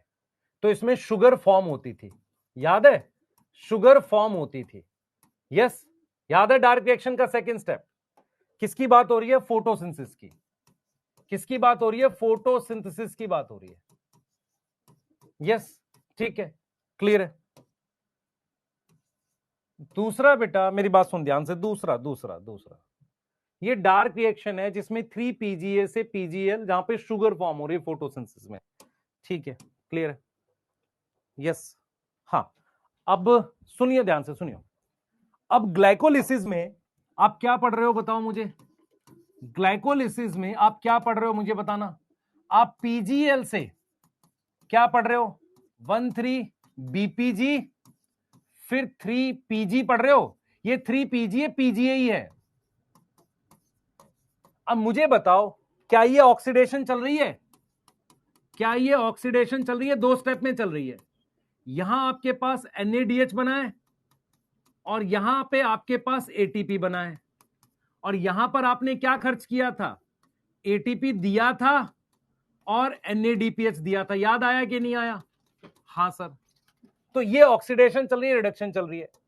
डार्क स्टेप के रिडक्शन स्टेप को हम ग्लाइकोलिटिक रिवर्सल भी बोलते थे, ये नाम भी देते हैं। किसी को समझ में आई मैंने क्या बोला। मैं आपसे एक सवाल पूछता हूं, पहले फोटोसिंथेसिस आई कि रेस्पिरेशन आया, पहले रेस्पिरेशन आया था। तो अगर आपको मैं ये बात बोल रहा हूं कि मेरे पास ग्लाइकोलिसिस में जो ऑक्सीडेशन होती है उसका रिवर्स मेरे पास फोटोसिंथेसिस के डार्क रिएक्शन में होता है, इसीलिए जो रिडक्शन स्टेप है also known as glycolytic reversal. किसी को समझ में आया बेटा, नंबर ऑफ ATP पे मत जा, सिर्फ ये समझ कि ये ग्लाइकोलिसिस का उल्टा हो रहा है। अब क्या है कि क्या मैं इसको डार्क रिएक्शन रिवर्सल बोल सकता था, बोल सकते थे, पर नाम किसके आधार पे रखते हैं, मतलब बेटे का नाम जो उसके पूर्वज है उसके आधार पे रखते हैं कि पूर्वज का नाम बेटे के हिसाब से रखते हैं। इसका मतलब मेरे को यह भी समझ में आ रहा है कि पहले रेस्पिरेशन आया होगा, उसके बाद फोटोसिंथेसिस आई, तो फोटोसिंथेसिस के डार्क रिएक्शन का नाम हमने ग्लाइकोलिटिक रिवर्सल रख दिया। अब समझ नहीं आया तो बेटा मैं क्या बता रहा हूं कि मैं यहां पे ये कह रहा हूं कि मेरे पास क्या है कि डार्क रिएक्शन में रिडक्शन स्टेप होता है जिसमें PGA की रिडक्शन करके शुगर बनाते हैं।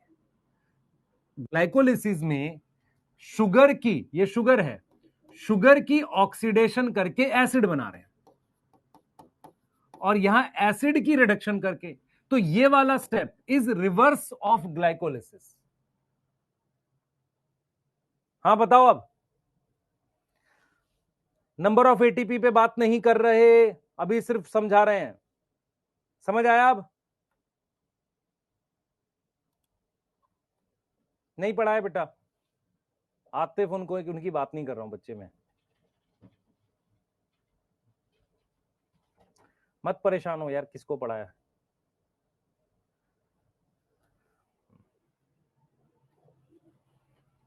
सर आप बताते क्यों नहीं हो? इसलिए नहीं बताता हूं बेटा, किसी दूसरे का नुकसान नहीं होना चाहिए, बस तू समझेगा नहीं इस बात को भी। चल ठीक है, हाँ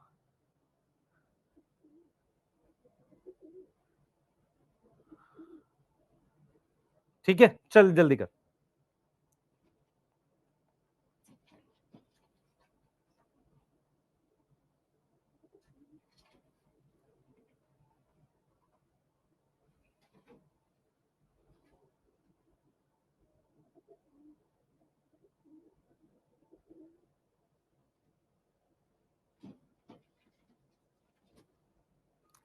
बेटा डीएनए में 2 हाइड्रोजन बॉन्ड नहीं होते, उसको 2 हाइड्रोजन बॉन्ड होते, डबल बॉन्ड नहीं होते, उनको नहीं पढ़ा है भाई। हाँ। चलो जल्दी करो बेटा, जल्दी करो, ये समझ में आ गया, पहले बताओ।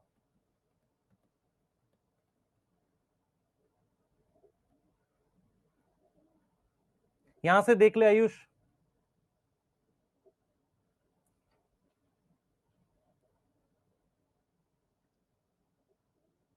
कर लो।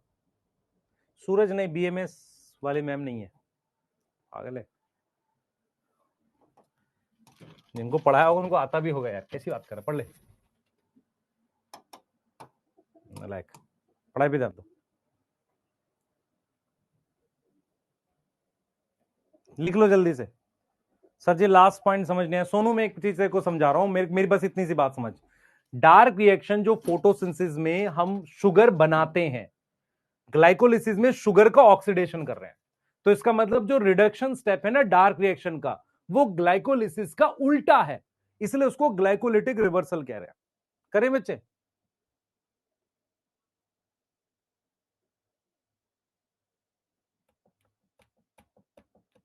जल्दी जल्दी फास्ट।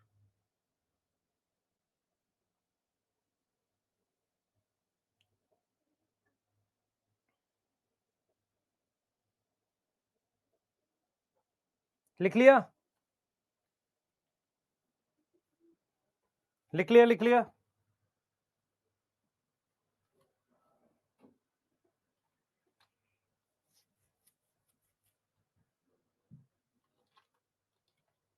ये डायग्राम एक बार देख लेना इसको। चलो अब हम यहां से क्या पढ़ रहे हैं बेटा, हम एक टॉपिक पढ़ रहे हैं जिसको हम कह रहे हैं फेट ऑफ पाइरुवेट। ठीक है, फेट ऑफ पाइरुवेट। सबसे पहले पाइरुवेट जो है इज 3 कार्बन एसिड, ठीक है, जो कि प्रोडक्ट है किसका, ऑफ ग्लाइकोलिसिस, ठीक है। उसके बाद क्या है, different type of cells and according to condition, fate क्या होता है, future, according to condition handle pyruvate, handle pyruvate differently.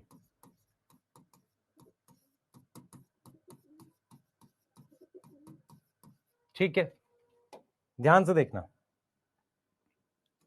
आपके पास ग्लूकोज 6 कार्बन का था, आपने उससे ग्लाइकोलिसिस करके पाइरुवेट बनाया। पाइरुवेट का स्ट्रक्चर याद कर लो, नहीं तो दुख होगा लाइफ भर हमेशा, अगर बायो पढ़ते हो तो।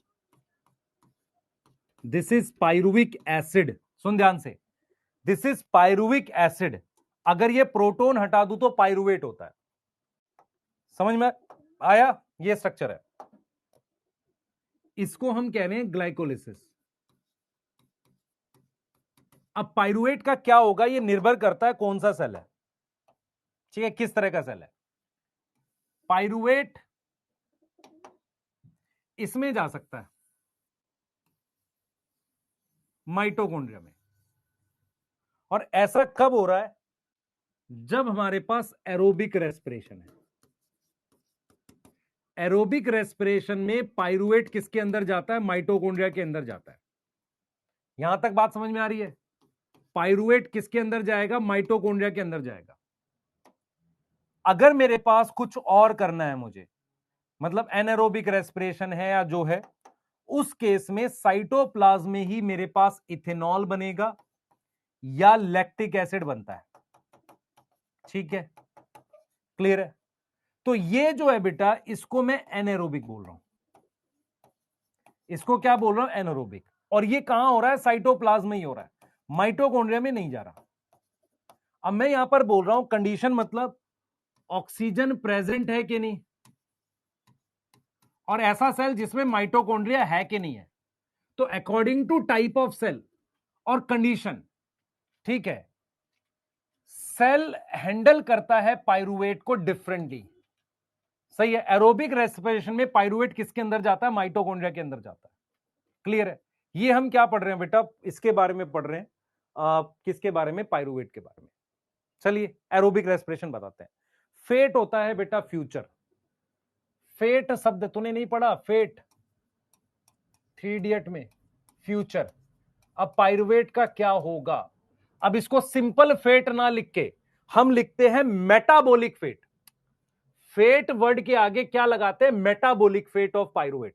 तो पाइरुवेट 3 कार्बन का एसिड है, प्रोडक्ट है ग्लाइकोलिसिस का। Yes, different type of cells क्या करेंगे? हैंडल करेंगे पाइरुवेट को अकॉर्डिंग टू कंडीशन के हिसाब से। वो माइटोकॉन्ड्रिया में भी जा सकता है, साइटोप्लाज्म में लैक्टिक एसिड बना सकता है, मसल्स में या इथेनॉल में। यहां तक ठीक है? पहले बताओ, डोपा सॉल्व करने जा रहे हैं। यस बेटा, डार्क रिएक्शन में 2 स्टेप है, ग्लाइकोलिसिस में 6th और 7th के हिसाब से देख रहे हैं। बिल्कुल ठीक है, सही है। ठीक है, यहां पर बोलेंगे मेटाबॉलिक फेट ऑफ पाइरुवेट। बिल्कुल ठीक है। ठीक है, इसको नोट कर लो। मैं एक बार डोपा बता दूं, फिर मैं आगे आपको पाइरुवेट का क्या होगा ये पढ़ाने जा रहा हूं। जल्दी करना एक बार।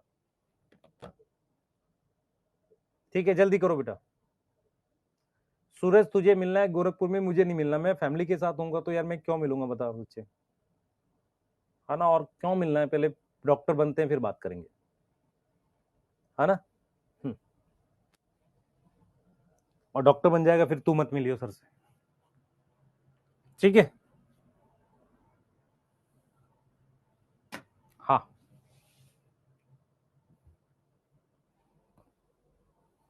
लिख लिया?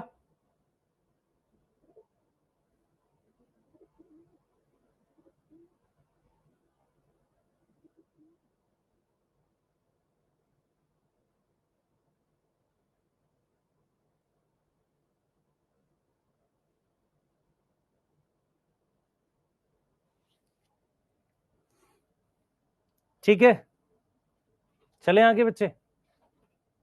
ठीक है, चलो डोपा के एक बार क्वेश्चन देख लेते हैं। आपको ज्यादा टाइम नहीं लगेगा इसमें, आसानी से कर ले जाओगे, क्योंकि आपके हिसाब से अब आसान है वो सारे क्वेश्चन। आप 3 कार्बन शुगर जो हमारे पास बनती है वो कौन कौन सी है? डाइहेप और पीजीएल, बोथ आ गई। सॉरी, बोथ आ गई। हाँ, 3 कार्बन शुगर ऑक्सीडाइज जो होती है, सुन ध्यान से, शुगर दोनों बनती है, पर इसमें से ऑक्सीडाइज कौन सी होती है? पीजीएल होती है। डाइहेप ऑक्सीडाइज नहीं होती, वो कन्वर्ट होती है। नंबर ऑफ ग्लाइकोलिसिस में 2 पाइरुवेट बनाने में कितने एनएडीएच बनते हैं? 2। सबस्ट्रेट लेवल फॉस्फोराइलेशन अकर इन कौन से स्टेप में हो रहा है? इसमें हो रहा है पीपी से पाइरुवेट, 10th स्टेप है। Position of phosphate group change, glycolysis में 3pg से मेरी बात सुनो ध्यान से, 3pg से 2pg बन रहा है। कौन सा स्टेप था वो? 6th स्टेप से वो बना, 7th 8th स्टेप है। 8वें स्टेप में 3pg से 2pg बना। प्रोसेस कॉमन इन नॉस्टॉक और ईस्ट। नॉस्टॉक क्या है बेटा? यूकैरियोट, सॉरी प्रोकैरियोट है, ईस्ट यूकैरियोट है। कौन सा प्रोसेस दोनों में होगा? दोनों में होगा ग्लाइकोलिसिस। लाइट और डार्क रिएक्शन नॉस्टॉक में होंगे, साइनोबैक्टीरिया, ईस्ट में नहीं होगा। ऑक्सीजन नॉट इन्वॉल्व इन, देखो रेस्पिरेशन में ऑक्सीजन लगती है, एरोबिक में लगती है, ग्लाइकोलिसिस में ऑक्सीजन नहीं लगती। कोई आंसर जो आपको नहीं आता हो? कोई आंसर आपको नहीं आता हो इसमें से, चेक कर लो। फिफ्थ में बेटा, फिफ्थ में क्या होगा? अर्णव मैं कर रहा हूं बच्चे आज रिवीजन प्लानर का भी सॉल्व, है ना। मैं एनाटॉमी का असाइनमेंट कंप्लीट कर रहा था, क्योंकि मुझे आपको एनाटॉमी और फोटोसिंथेसिस के देने असाइनमेंट, अभी डीपीपी देनी है, 3-3 बनाऊंगा दोनों की, एक नॉर्मल, एक वो जो मान आपको बोली ना तेजस और सिद्धि, वो दूंगा मैं, ऐसा नहीं कि नहीं देना है, वो देना है आपको, तो वो देना ही आपको, ठीक है। हाँ, और इसकी भी देनी होगी। Number of NADH form in glycolysis when one molecule of pyruvate form, बता जल्दी से कितने एनएडीएच बनेंगे, बता जल्दी बेटा। Number of NADH form in glycolysis when one molecule of pyruvate form. ध्यान से देख बच्चे, मैं यहां पर पीजीएल से पायरुवेट जब बनाता हूं तो मेरे पास कितने बनता है? एक एनएडीएच बनता है और 2 एटीपी बनता है। मैं इसको डबल करता हूं तो तब जाकर ये 2-2 बनता है। मैंने यहां पर एक ले लिया तो फिर एनएडीएच आपको एक ही लेना पड़ेगा।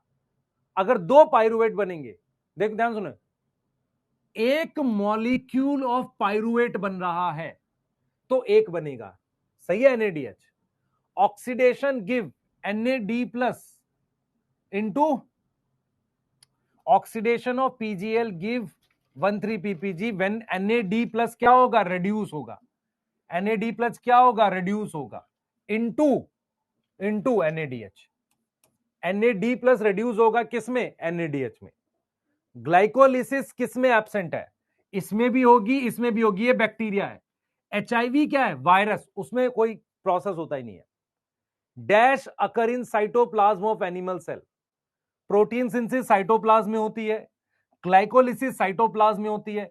सेंट्रियोल आपका कहां प्रेजेंट होता है? साइटोप्लाज्म में, डी आएगा बच्चे। साइटोप्लाज्म में एक प्रोटीन बनती है। Number of ATP in glycolysis कितना आएगा? 2। ठीक है, मान लो मैं आपसे कहता हूं, ध्यान सुनेंगे, एक ग्लूकोज से कितने NaDH बन रहे हैं? तो भाई एक ग्लूकोज से पायरुवेट कितने बन रहे हैं? 2, तो NaDH 2 बन रहे हैं। अगर मैं आपसे कहूं कि एक पीजीएल से ग्लाइकोलिसिस में कितने पायरुवेट बन रहे हैं? एक पायरुवेट बन रहा है, तो कितने NaDH बनेंगे? सर एक NaDH बनेगा और 2 एटीपी बनेंगे। मेरी बात समझ में आ रहा है? मैं पूछ किससे रहा हूं? अगर मैं ग्लूकोज से पूछ रहा हूं तो 2 पायरुवेट बनेंगे, 2 NaDH। अगर मैं पीजीएल से पूछ रहा हूं तो कितने NaDH बनेंगे? एक NaDH, 2 एटीपी। कुछ समझ में आया बच्चे? NADPH नहीं होता, ठीक है। ये अच्छे क्वेश्चंस थे, कंपैरेटिवली आप देखेंगे तो आपको समझ में आएगा, अच्छे क्वेश्चंस हैं, ठीक है। कुछ चीजें आप बोल रहे थे, वो चीजें ठीक हो गई, ठीक है। अब हम लोग क्या पढ़ रहे हैं बेटा? हम लोग एरोबिक रेस्पिरेशन पढ़ने जा रहे हैं। एरोबिक रेस्पिरेशन डिटेल में पढ़ने जा रहे हैं, जिसमें हम पायरुवेट को क्या करेंगे, ठीक है। एरोबिक रेस्पिरेशन पढ़ने जा रहे हैं जिसमें पायरुवेट का हम क्या करेंगे। यहां पर कंडीशन क्या है? कंडीशन क्या है? हमारे पास यूकैरियोटिक सेल है, पहले तो यूकैरियोटिक सेल है जिसमें माइटोकॉन्ड्रिया प्रेजेंट है, यस, एंड ऑक्सीजन प्रेजेंट है। ये कंडीशन है मेरे पास एरोबिक रेस्पिरेशन की, ठीक है। अच्छा, पायरुवेट का क्या होगा? पायरुवेट क्या होगा बेटा? फेट ऑफ पायरुवेट क्या होगा? पायरुवेट कहां एंटर करेगा? पायरुवेट एंटर करेगा इनटू माइटोकॉन्ड्रिया। देखो क्या होता है, enter into mitochondria and undergo following step.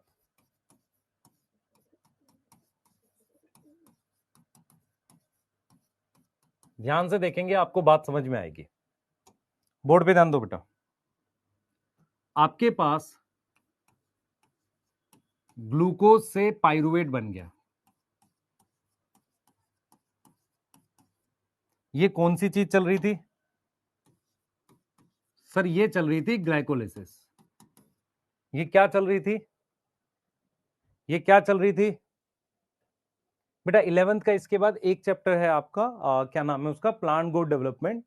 ठीक है, मैं बात कर लूंगा एक बार एमडी सर से, ठीक है ना, कि कैसे उसको कराना है, मतलब मेरे को ही कराना है पर कैसे उनके साथ मैच करके, ताकि आपका और भी सिलेबस चलता रहे। ठीक है, इसके बाद एक चैप्टर है हमारे पास प्लांट ग्रोथ एंड डेवलपमेंट। ठीक है, यस, ठीक है। अब मेरी बात सुनो ध्यान से, हम जो पढ़ रहे हैं आपकी एनसीईआरटी में यहां से पहले एनारोबिक दे रखा है, फिर एरोबिक दे रखा है। हम पहले आपको एरोबिक रेस्पिरेशन समझा रहे हैं। एरोबिक रेस्पिरेशन में क्या होता है, पाइरुवेट जो है वो माइटोकॉन्ड्रिया में एंटर करता है। सबसे पहले तो अपने दिमाग में ये बताओ कि माइटोकॉन्ड्रिया प्रोकैरियोट में होगा कि यूकैरियोट में होगा? सर यूकैरियोट में होगा। दूसरा क्या है, माइटोकॉन्ड्रिया होना चाहिए और ऑक्सीजन होनी चाहिए। क्या सारे यूकैरियोटिक सेल में माइटोकॉन्ड्रिया होता है? नहीं होता। एग्जांपल के लिए आरबीसी। ठीक है, क्या सारे यूकैरियोटिक सेल को ऑक्सीजन मिलती है? कई बार नहीं मिलती। तो कंडीशन क्या क्या है, यूकैरियोटिक सेल, माइटोकॉन्ड्रिया प्रेजेंट और ऑक्सीजन प्रेजेंट। क्या इतनी बात समझ में आ रही है? क्या इतनी बात समझ में आ रही है? पहले बताओ ध्यान से, क्या इतनी बात समझ में आ रही है? अब हमने बोला है कि ग्लूकोज से मेरे पास, ध्यान से देखेंगे बेटा, ग्लूकोज मेरे पास है, ग्लूकोज जो है मेरे पास, उससे हमारे पास क्या बना है, पाइरुवेट। और ये प्रोसेस जो है ग्लाइकोलिसिस में हुआ है। ठीक है, अब आपकी एनसीईआरटी क्या बोलती है पहले समझना। एनसीईआरटी कहती है कि ये पाइरुवेट जो है ये चला जाएगा किसके अंदर, माइटोकॉन्ड्रिया के अंदर। ये पाइरुवेट किसके अंदर चला जाएगा, माइटोकॉन्ड्रिया के अंदर। ठीक है, माइटोकॉन्ड्रिया के अंदर जाकर सबसे पहले, पाइरुवेट कितने कार्बन का है मुझे सोच के बताओ पहले आप लोग। पाइरुवेट कितने कार्बन का है बेटा? पाइरुवेट 3 कार्बन का है। पाइरुवेट कितने कार्बन का है? पाइरुवेट 3 कार्बन का है। तो पाइरुवेट जो 3 कार्बन का है उसमें सबसे पहले होता है लिंक रिएक्शन। क्या होगा बेटा? लिंक रिएक्शन होगा। क्या होगा? Link reaction. फिर मेरे पास होगी क्रैब साइकिल। समझ में आ रहा है सबको? लिंक रिएक्शन होगा, फिर मेरे पास क्या होगी, क्रैब साइकिल होगी। क्या होगी? क्रैब साइकिल होगी। सबको दिख रहा है ये क्रैब साइकिल होगी? यस, क्रैब साइकिल होगी। अब क्या होगा, लिंक रिएक्शन की वजह से मेरे पास CO2 निकल जाएगा एक, और 2 CO2 यहां से निकल जाएंगे। अगर आप ध्यान से देखो, पाइरुवेट की जो 3 कार्बन है, तीनों कार्बन पूरी तरह से ऑक्सीडाइज हो गई। तो हम क्या कह रहे हैं कि जब पाइरुवेट माइटोकॉन्ड्रिया में एंटर हुआ तो उसमें क्या स्टेप होंगे, सबसे पहले समझो। सबसे पहला स्टेप क्या होगा समझो, पाइरुवेट ऑक्सीडाइज होगा स्टेप वाइज मैनर में। पाइरुवेट ऑक्सीडाइज होगा जिसमें हाइड्रोजन रिमूव होगा एंड 3 CO2 मॉलिक्यूल बनेंगे।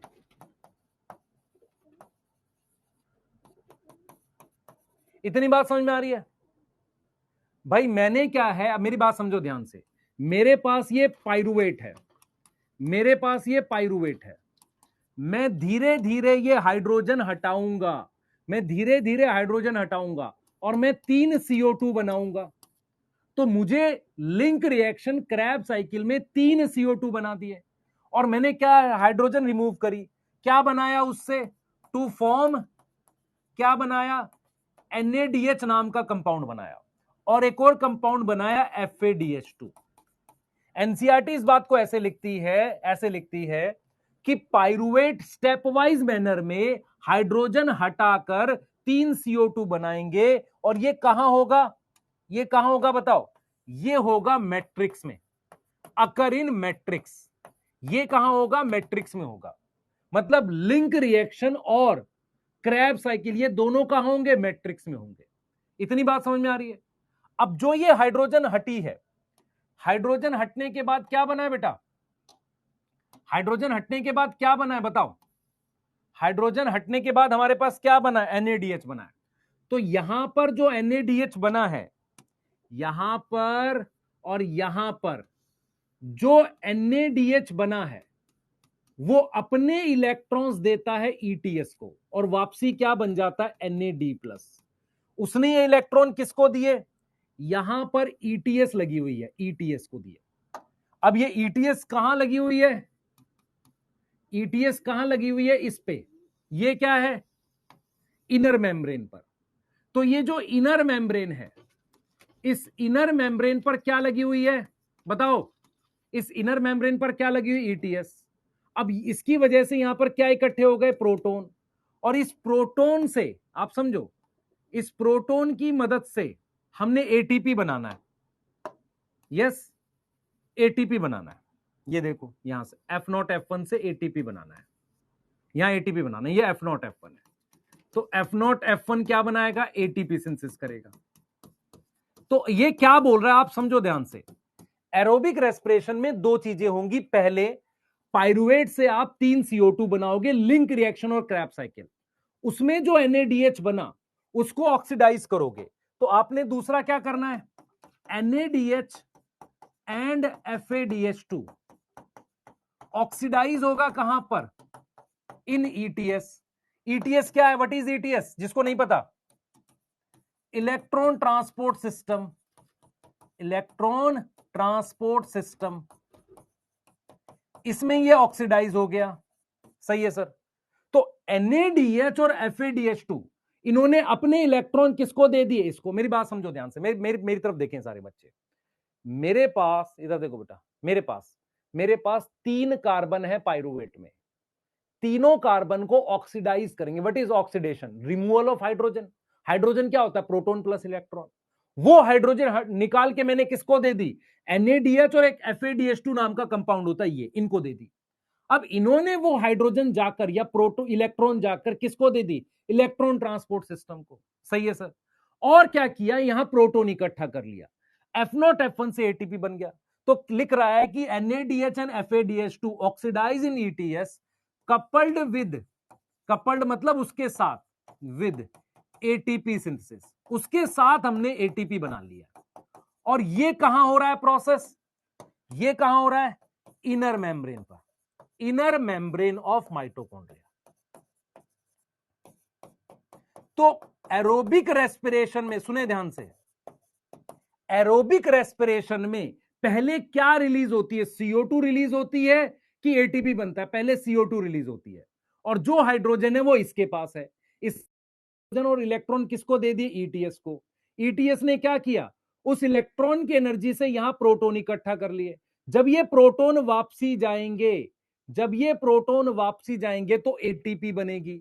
और जो इलेक्ट्रॉन थे, आप समझो ध्यान से, मैंने क्या किया, मेरी बात समझो। ये ETS है, इस ETS को इलेक्ट्रॉन दे दिए, इलेक्ट्रॉन जा रहे हैं, उसकी एनर्जी से प्रोटॉन इकट्ठा करके एटीपी बना लिए, पर इलेक्ट्रॉन तो बचे हुए हैं ना। वो इलेक्ट्रॉन फाइनली ऑक्सीजन को मिलकर क्या बनाते हैं? पानी। तो अगर आपसे पूछा जाए माइटोकॉन्ड्रिया में पाइरुवेट के एरोबिक रेस्पिरेशन में पानी कहां बनता है? ETS के लास्ट में बनता है रेस्पिरेशन में। CO2 पहले बन जाती है। पर क्या हम पानी ना बनाए तो काम चलेगा? नहीं चलेगा, क्योंकि पाइरुवेट के जो इलेक्ट्रॉन है वो NADH के पास है, NADH के इलेक्ट्रॉन ETS के पास है, ETS के इलेक्ट्रॉन किसके पास है? पानी के पास है।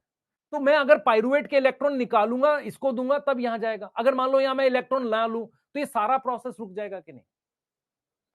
अब समझ में आ रहा है? लिंक रिएक्शन को एसिटाइल को ऐसे रिलेट कर सकते हैं। रिपीट करूंगा फिर से बेटा, पाइरुवेट कितने कार्बन का है सर? 3 कार्बन का। पर एक ग्लूकोज से कितने बने थे सर? 2 बने थे, 2 बने थे। पर मैं अभी सिर्फ एक पाइरुवेट की बात करूंगा। क्यों? क्योंकि मैं जो एक पाइरुवेट की बात करूंगा, देख मेरी बात सुन ध्यान से, मैं बात करूंगा एक पाइरुवेट की, लेकिन जब मैं ग्लूकोज से बात करूंगा तो इसको डबल कर दूंगा। अरे समझ में आ रहा है नहीं आ रहा मैं क्या बोल रहा हूं? मैं कह रहा हूं कि 50 रुपए की 10 टॉफी आ रही हैं, ठीक है, 50 रुपए की 10 टॉफी आ रही है, ठीक है।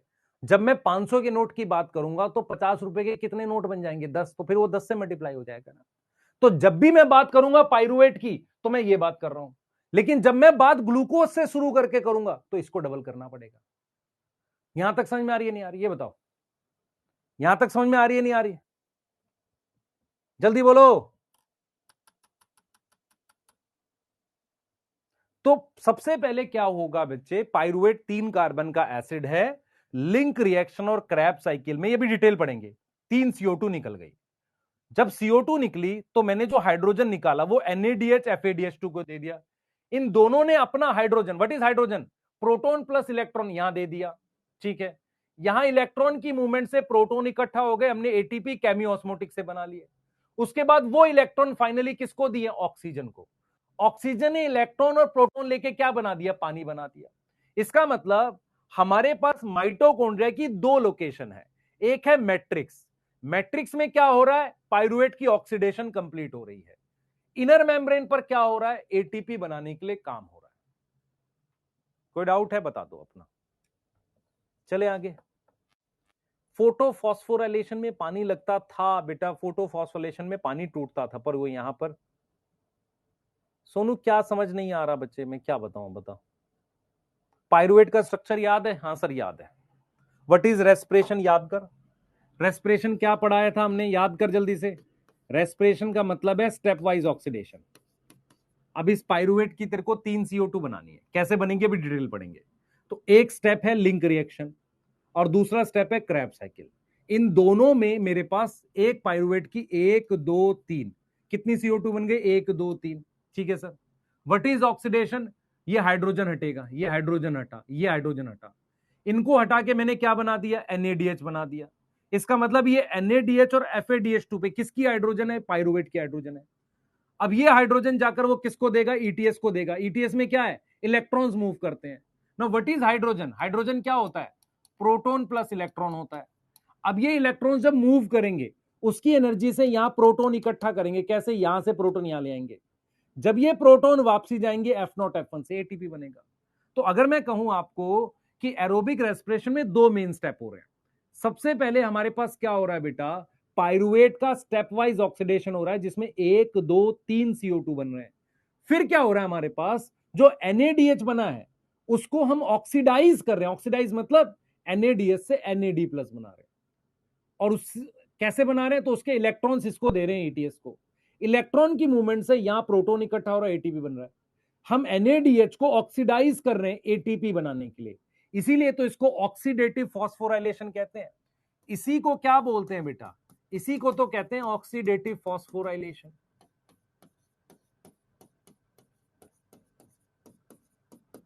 कोई दिक्कत यहां तक, ये बताओ बेटा। ऑक्सीजन के पास इलेक्ट्रॉन जाना जरूरी है, मेरी बात समझ ध्यान से, मेरी बात समझ, मेरी तरफ देखियो ध्यान से। ये मान ले पाइरुवेट है, ठीक है, इसके इलेक्ट्रॉन NADH के पास है, NADH ने अपने इलेक्ट्रॉन दे दिए ETS को। अब सवाल यह है कि ETS में इलेक्ट्रॉन जा रहे हैं, ऐसे जा रहे हैं। अगर यहां पर वो ऑक्सीजन ना ले तो ETS में इलेक्ट्रॉन भरे रह जाएंगे। अगर ETS में इलेक्ट्रॉन पहले से है तो क्या वो NADH से इलेक्ट्रॉन लेगा, नहीं। अगर NADH NAD प्लस में कन्वर्ट नहीं हुआ तो फिर वो पाइरुवेट से नहीं लेगा। मेरी बात समझो, इलेक्ट्रॉन ट्रांसपोर्ट चेन में यहां से इलेक्ट्रॉन घुसते हैं, यहां से निकलते हैं, यहां से कौन लेता है, ऑक्सीजन। अगर ऑक्सीजन इलेक्ट्रॉन ना ले तो मुझे बता क्या ETS इलेक्ट्रॉन किसी और से ले पाएगा, नहीं तो पूरा प्रोसेस रुक जाएगा ना। तो ऑक्सीजन जो है उसका काम बहुत जरूरी है, वो इलेक्ट्रॉन्स नहीं लेगा तो काम ही नहीं चलेगा। अब समझ में, FADH2 का क्या काम है, ऋषभ महाजन बताएंगे बेटा। NADH कैसे आया, ऑलरेडी होता है मैट्रिक्स में।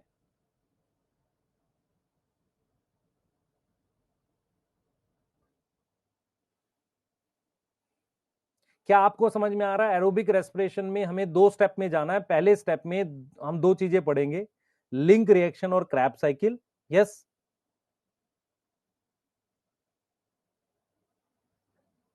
ठीक है, यस। ऑक्सीडेटिव फॉस्फोराइलेशन का मतलब है कि आप मुझे बस इतना बताओ कि आपको ये वाली बात समझ में आ रही है कि नहीं। जिन बच्चों को ऑक्सीडेटिव फॉस्फोराइलेशन का मतलब समझ नहीं आता, ये देखो मुझे बताना। NAD प्लस से NADH रिडक्शन है, ऑक्सीडेशन है, बस ये बता। सर ये रिडक्शन है क्योंकि हाइड्रोजन जुड़ रही है, ठीक है सर। और NADH से NAD प्लस बनाएंगे तो ये ऑक्सीडेशन है, हाँ ये बता बस। हाँ सर ऑक्सीडेशन है। और इसके साथ इलेक्ट्रॉन्स बनेंगे कि नहीं बनेंगे, हाँ सर 2 इलेक्ट्रॉन बनेंगे। अब वो इलेक्ट्रॉन किसको दे दिए, इस ETS को दे दिए। तो NADH की ऑक्सीडेशन करने से अगर ATP बन रहा है तो उसे क्या पढ़ोगे, ऑक्सीडेटिव फॉस्फोराइलेशन।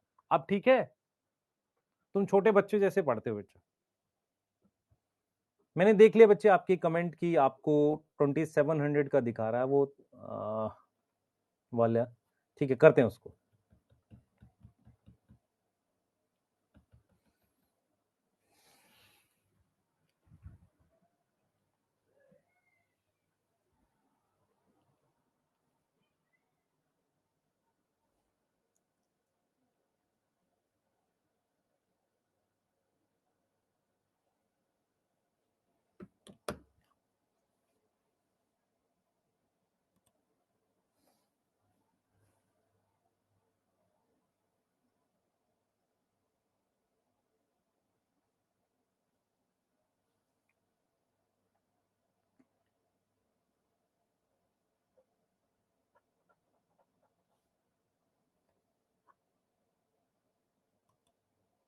यहां तक ठीक है?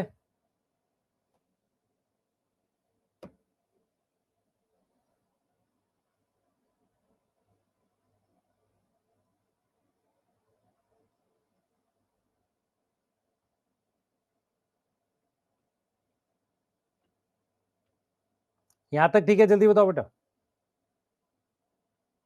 समझ आ गया? सबसे पहले हम लोग क्या पढ़ेंगे बताओ? सबसे पहले हम क्या पढ़ेंगे? हम पढ़ने वाले लिंक रिएक्शन, फिर हम क्या पढ़ेंगे? क्रैब साइकिल, फिर हम क्या पढ़ेंगे? ईटीएस। समझ में आ रहा है? लिंक रिएक्शन और क्रैब साइकिल में क्या ऑक्सीजन यूज होगी, मुझे सोच के बताना। लिंक रिएक्शन और क्रैब साइकिल में क्या ऑक्सीजन यूज होगी? नहीं। ऑक्सीजन कहां यूज होगी? इलेक्ट्रॉन ट्रांसपोर्ट सिस्टम में। क्या आप बात समझ पा रहे हैं? तो हम सबसे पहले हम लोग क्या पढ़ेंगे? एरोबिक रेस्पिरेशन में सबसे पहला टॉपिक हम क्या पढ़ेंगे? हम लोग पढ़ेंगे लिंक रिएक्शन। हम लोग क्या पढ़ने वाले हैं बेटा? लिंक रिएक्शन हम लोग पढ़ने वाले हैं। ठीक है, तो हम लोग क्या पढ़ेंगे? ये देखो, हम लोग पढ़ रहे हैं एरोबिक रेस्पिरेशन में। एरोबिक रेस्पिरेशन में हम लोग सबसे पहले क्या पढ़ रहे हैं? सबसे पहले एरोबिक रेस्पिरेशन में सबसे पहले हम लोग जो पढ़ रहे हैं वो पढ़ रहे हैं लिंक रिएक्शन। हम लोग पढ़ रहे हैं लिंक रिएक्शन। ध्यान से देखेंगे सारे बच्चे। बना लो बेटा एक बार इसको, इसको बना लो, आगे चल रहे हैं। बना लिया सबने? लिख लिए तो आगे चलें, फटाफट से जल्दी करते हैं।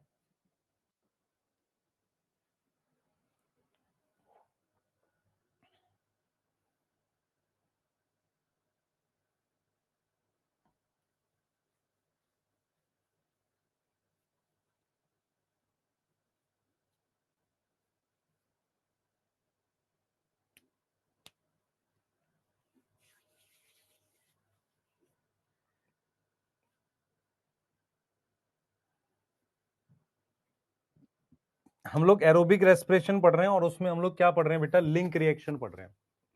क्या पढ़ रहे हैं? लिंक रिएक्शन पढ़ रहे हैं। ठीक है, तो आपको पता है पायरुवेट जो है वो एंटर करता है किसमें? Into matrix of mitochondria. ठीक है,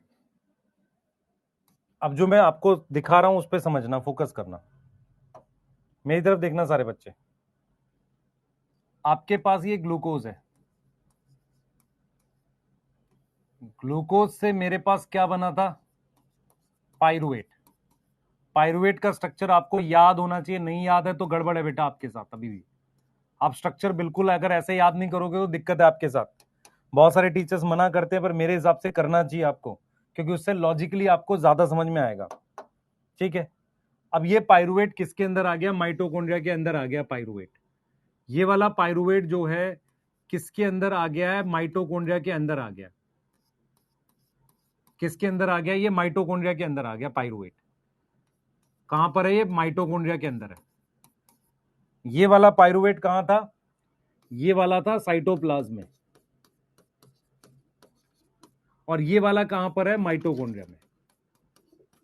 अब सुनो लिंक रिएक्शन क्या होता है, ध्यान से सुनना, ध्यान से सुनना। लिंक रिएक्शन क्या होता है? बोर्ड पे फोकस करो बेटा,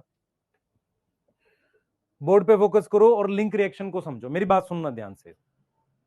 हमने रेस्पिरेशन जब चालू किया था तो हमने बोला था, आपको अगर याद हो, आपको याद हो कि हमने जब रेस्पिरेशन चालू किया था तो हमने कहा था कि हम कार्बन को ऑक्सीडाइज करेंगे, जहां पर अल्कोहल होगा वहां कीटोन बना सकते हैं, जहां CHO होगा वहां COH बना सकते हैं, और COH से हम CO2 बनाएंगे। तो हम क्या करेंगे बेटा, मेरी बात सुनेंगे ध्यान से, हम क्या करेंगे, यहां पर हम दो चीजें करने वाले हैं। एक हम करने वाले हैं ऑक्सीडेशन और एक करने वाले हैं डीकार्बोक्सिलेशन। एक हम करने वाले हैं ऑक्सीडेशन और एक हम करने वाले हैं डीकार्बोक्सिलेशन। डीकार्बोक्सिलेशन का क्या मतलब होता है आप सबको पता है। COH से हम क्या निकाल दें, COH से CO2 निकाल दें, उसे कहते हैं डीकार्बोक्सिलेशन। ठीक है, अब मैं थोड़ा सा आपको समझाता हूं, इधर देखिए मेरी तरफ। हमारे पास हमने इसमें से COH निकाल दिया, क्या बचेगा मुझे बताओ। अगर मैं COH CO2 की फॉर्म में निकाल दूं तो क्या बचेगा बताओ, ये बचेगा, यस और नो बताओ, सोचो ध्यान से। मैं आपको क्या पढ़ा रहा हूं, मैं ये समझा रहा हूं कि अब हम माइटोकॉन्ड्रिया में आ चुके हैं। पाइरुवेट जो है उसकी ऑक्सीडेशन और डीकार्बोक्सिलेशन होगी, सही है सर, ऑक्सीडेशन और डीकार्बोक्सिलेशन। ठीक है, उसके लिए एक सिंगल शब्द यूज करते हैं एनसीईआरटी, ऑक्सीडेटिव डीकार्बोक्सिलेशन। इसका मतलब ऑक्सीडेशन और डीकार्बोक्सिलेशन दोनों हो रहा है। यस, ऑक्सीडेशन और डीकार्बोक्सिलेशन दोनों हो रहा है। स्टेप में तोड़ते हैं इसको। सबसे पहले मान लो मैंने COH ग्रुप जो है उससे CO2 निकाल दिया, ये निकाल दिया, देखो हमेशा COH से जाएगा। अब आप ध्यान से देखो यहां क्या बच गया, सर CH3 है तो यहां हाइड्रोजन लगा दूं, तो क्या इसको एल्डिहाइड कह पाओगे, हां सर कह देंगे। अब क्या करो, इसकी ऑक्सीडेशन कर दो इसकी, तो क्या आ जाएगा बताओ, क्या आ जाएगा यहां पर, ये आ जाएगा। अगर मैंने इसकी ऑक्सीडेशन करी है तो किसी की रिडक्शन करूंगा, ये देख NADH बना दिया। अब मैंने क्या किया, मेरी बात समझ ध्यान से, मैंने क्या किया समझिए इस बात को। मैंने क्या किया, मैंने यहां पर क्या किया है, एक करी है डीकार्बोक्सिलेशन और एक करी है ऑक्सीडेशन। ऑक्सीडेशन किसकी करी है, एल्डिहाइड की, क्या बन गया, एसिड बन गया। क्लियर है, एसिड बन गया। अब मुझे बताना, आप समझना ध्यान से, देखो एक हमारे पास कोएंजाइम होता है जिसका नाम होता है कोएंजाइम ए। क्या नाम होता है, कोएंजाइम ए नाम होता है। ठीक है, क्या नाम होता है, कोएंजाइम ए नाम होता है, समझो कोएंजाइम ए नाम होता है। कोएंजाइम ए क्या है, एक कंपाउंड है, एक तरह का कोएंजाइम है, एक कंपाउंड है, उसको हमने यहां जोड़ दिया। ठीक है, अच्छा मुझे बताना ये CH4 क्या होता है, सर मीथेन होता है। अगर मैं इस पर हाइड्रोजन हटा के जोड़ दूं तो इसे क्या पढ़ेंगे, मिथाइल क्लोराइड पढ़ेंगे। ऐसे ही मेरे पास इसका नाम क्या है बताओ, इसका नाम क्या है, सर इसका नाम एसिटिक एसिड है। अब एसिटिक एसिड पर कोएंजाइम ए जोड़ दूं तो मैं इसको क्या पढ़ूंगा, एसिटिक एसिड से बना हुआ है तो एसिटाइल कोएंजाइम ए। क्या पढ़ रहा हूं, एसिटाइल कोएंजाइम ए। क्या पढ़ रहा हूं इसको, एसिटाइल कोएंजाइम ए। इसका मतलब ये कोएंजाइम ए कंपाउंड यहां जुड़ा होगा, जिससे इसको मैं क्या लिख रहा हूं, एसिटाइल को ए। ये समझ में आया कि नहीं आया। तो मैं आपको क्या दिखा रहा हूं, मैं इसको एक सिंगल स्टेप में दिखा रहा हूं, आपको कैसे दिखाता हूं। मैंने यहां पर क्या निकाल दिया, मैंने यहां पर CO2 निकाल दिया, और क्या किया मैंने, NAD प्लस से क्या बना दिया, NADH बना दिया, और मैंने यहां पर क्या जोड़ दिया, कोएंजाइम ए जोड़ दिया।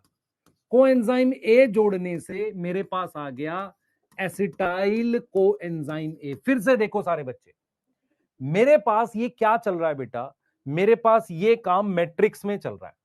ये काम कहां चल रहा है, ये काम चल रहा है माइटोकॉन्ड्रिया के मैट्रिक्स में। समझ में आ रहा है, माइटोकॉन्ड्रिया के मैट्रिक्स में चल रहा है। क्या चल रहा है सुनो, पाइरुवेट आया, पाइरुवेट में पहले हमने CO2 हटा दिया, फिर मैंने ऑक्सीडेशन कर दी, फिर मैंने कोएंजाइम ए जोड़ दिया। इसको सिंगल स्टेप में लिखूंगा, मैंने ऑक्सीडेशन और डीकार्बोक्सिलेशन करी है, मतलब ऑक्सीडेटिव डीकार्बोक्सिलेशन। डीकार्बोक्सिलेशन का मतलब CO2 निकाल दिया। ऑक्सीडेशन अगर इसकी करूंगा तो मैं रिडक्शन करूंगा, NADH बना दिया, और मैंने एक कंपाउंड जोड़ दिया टेम्पररी जिसका नाम कोएंजाइम ए है। वो किस पर जोड़ा है, एसिटिक एसिड पर, इसीलिए इसको बोलते हैं एसिटाइल कोए। ये 2 कार्बन का होता है, इतनी बात समझ में आई है कि नहीं, बताओ, सोचो। सर ये क्या लिखा है आपने, ये एक तरह का मैकेनिज्म टाइप की चीज बताइए, हुआ क्या है, हुआ क्या है। इसको लिंक रिएक्शन क्यों बोलते हैं, क्योंकि ये किसके बीच का लिंक है, आप देखो ये किसके बीच का लिंक है, यहां क्रैब साइकिल आ जाएगी, यहां क्या आ जाएगी, क्रैब साइकिल में एंटर करेगा 2 कार्बन। तो अगर आप ध्यान से देखें, अगर आप ध्यान से देखें लिंक रिएक्शन में क्या क्या हुआ है, ध्यान सुनेंगे, ध्यान सुनेंगे।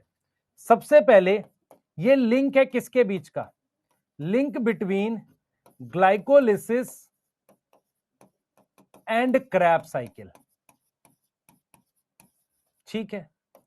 इनमें क्या हो रहा है, एक पाइरुवेट से undergo oxidative decarboxylation, undergo oxidative decarboxylation. तो उसमें क्या क्या बन रहा है बताओ, उसमें एक एसिटाइल कोए बना, हां सर, एक CO2 बना और एक NADH बना। कोई दिक्कत है यहां पर, एक पाइरुवेट से कह रहा हूं। एंजाइम जो मुझे चाहिए, एंजाइम हमेशा याद रखना जब भी NADH होगा तो डिहाइड्रोजिनेज आएगा। देखो इसमें क्या हो रहा है, इसमें डीकार्बोक्सिलेशन भी हो रही है, ऑक्सीडेशन भी हो रही है। एंजाइम का नाम आएगा पाइरुवेट डिहाइड्रोजिनेज। क्या नाम आएगा, पाइरुवेट डिहाइड्रोजिनेज। क्योंकि हम प्रेफरेंस किसको देते हैं, NADH को प्रेफरेंस दे रहे हैं, तो नाम क्या रख रहे हैं, पाइरुवेट डिहाइड्रोजिनेज।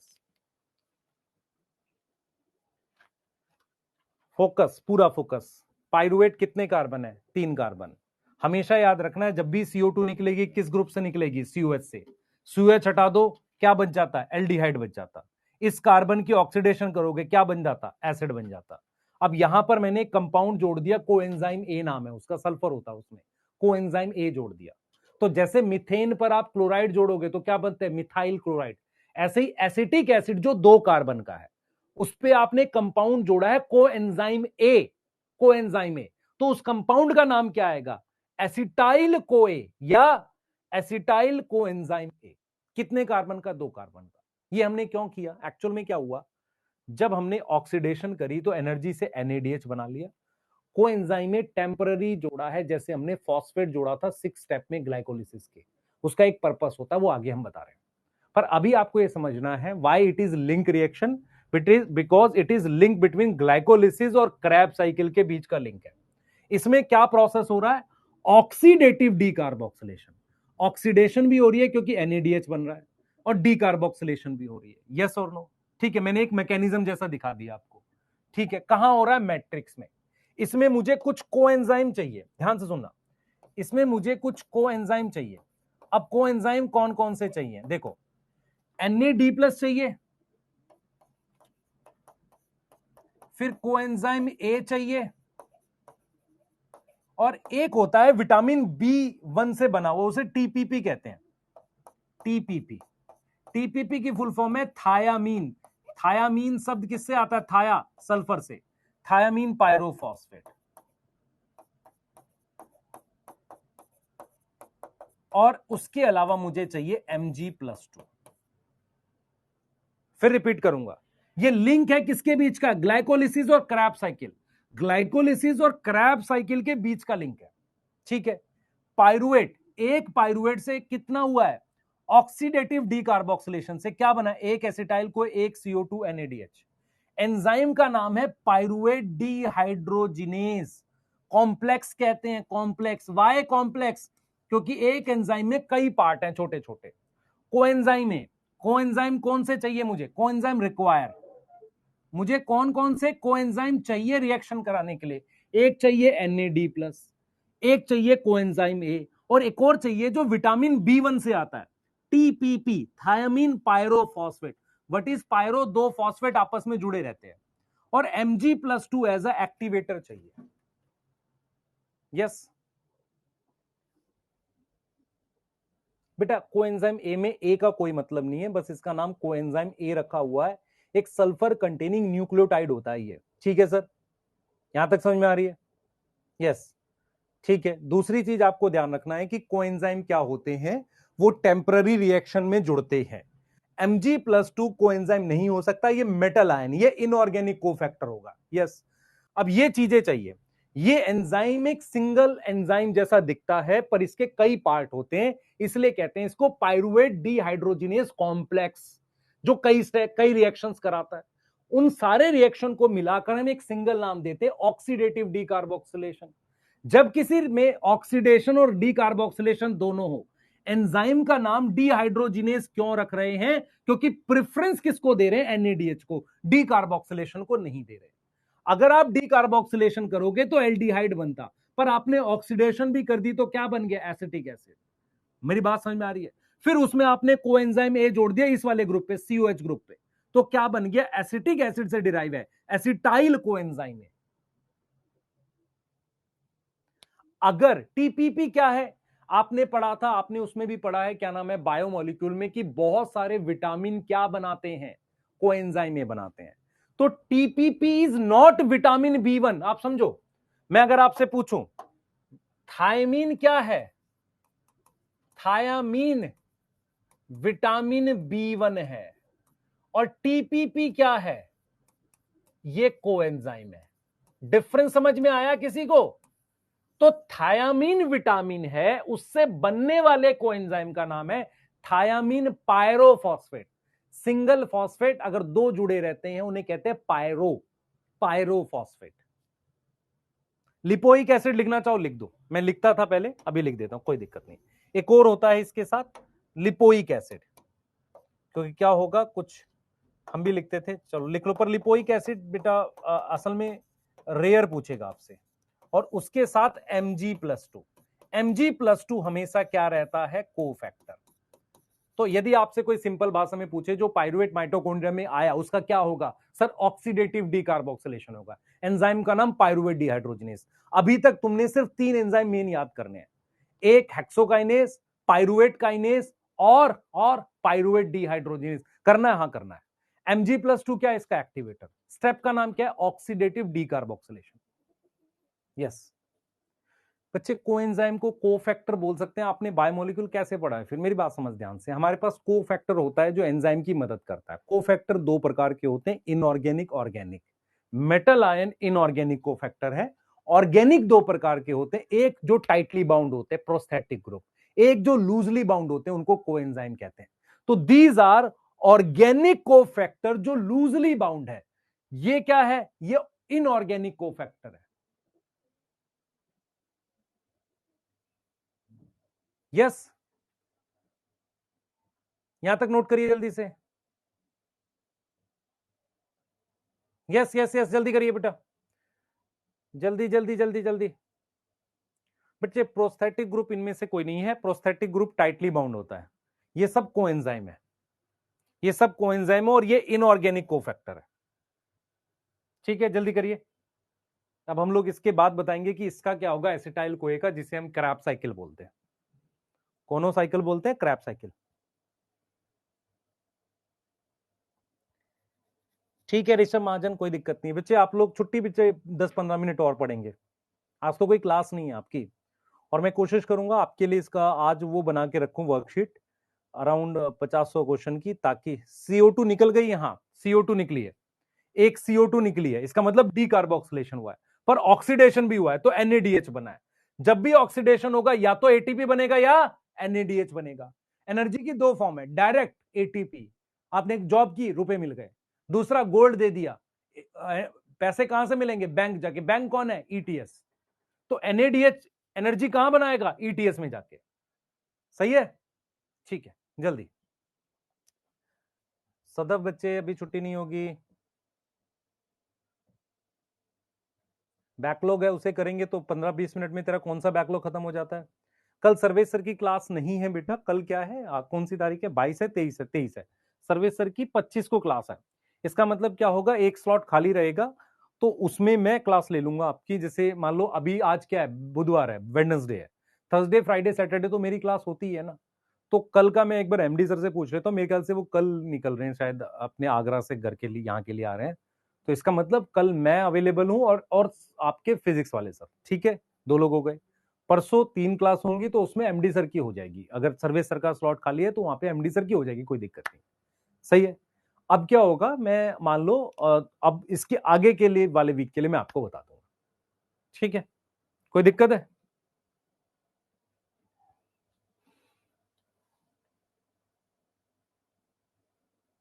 मैं एक बार पूछ लेता हूं बेटा, 24 से है फिजिक्स की, एक बार पूजा बच्चे में कंफर्म कर लेता हूं, है ना।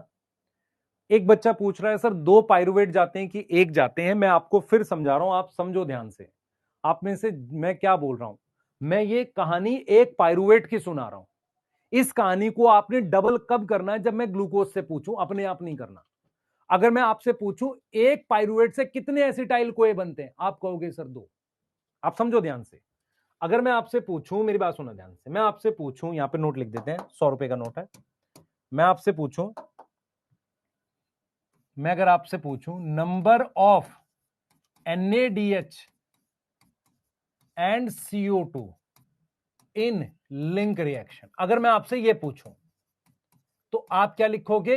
एक NaDH और एक CO2।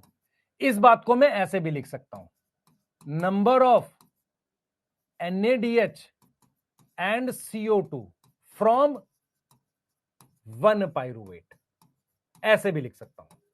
तो आपका आंसर क्या आएगा? एक NaDH और एक CO2। और अगर मैं आपको लिख दूं number of NaDH and CO2 कहां से? फ्रॉम 1, कहां से? फ्रॉम 1, क्या क्या क्या बताओ, जल्दी बताओ। फ्रॉम 1 ग्लूकोज, जल्दी बोलो। Number of NaDH and CO2 from 1 glucose लिख दूं तो इसका मतलब ग्लूकोज बराबर में 2 पाइरुवेट है। अब आप करो यहां पर 2 NaDH एंड 2 CO2। अब आपको समझ में आ रही है बात? पहले ये बताओ, बस आपको समझ में आ रही है बात? जल्दी बताओ।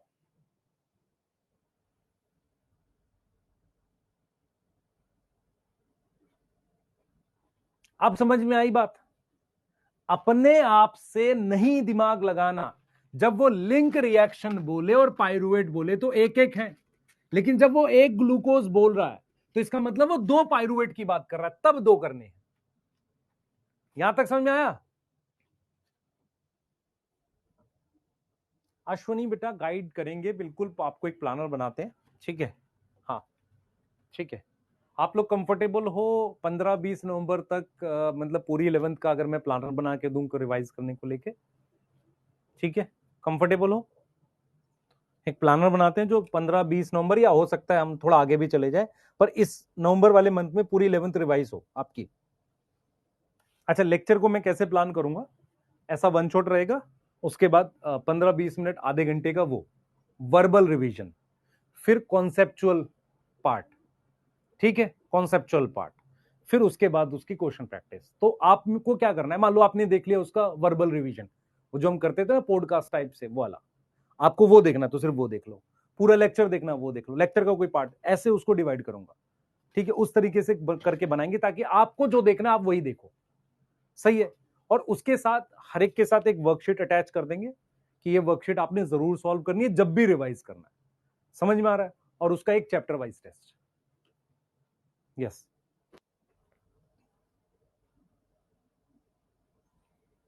लेक्चर का ड्यूरेशन पे मत जा बच्चे, लेक्चर का ड्यूरेशन मान ले 3 घंटे में पूरा चैप्टर कर दिया, आधे घंटे में रिवीजन कर दी, आधे घंटे में कॉन्सेप्चुअल वाला पार्ट डिस्कस कर दिया, ठीक है, और आधे घंटे में क्वेश्चन कर दी, तो लेक्चर थोड़ा 4-5 घंटे जाएगा, पर तुझे सारा नहीं देखना, तुझे वो देखना जो तेरे काम का है।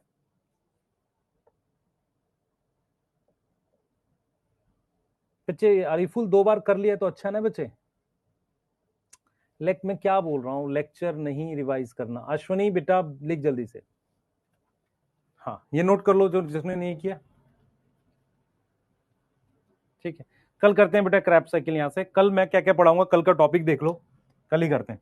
एक मैं पढ़ाऊंगा आपको क्रैप साइकिल, उसके बाद मैं पढ़ाऊंगा एटीपी बैलेंस शीट,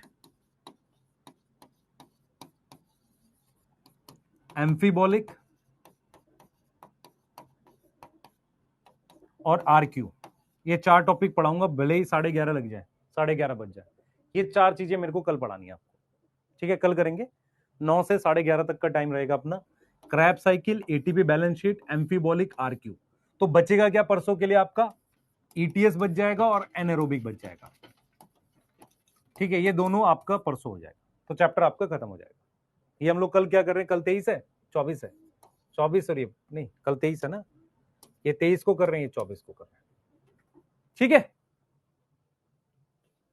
हाँ,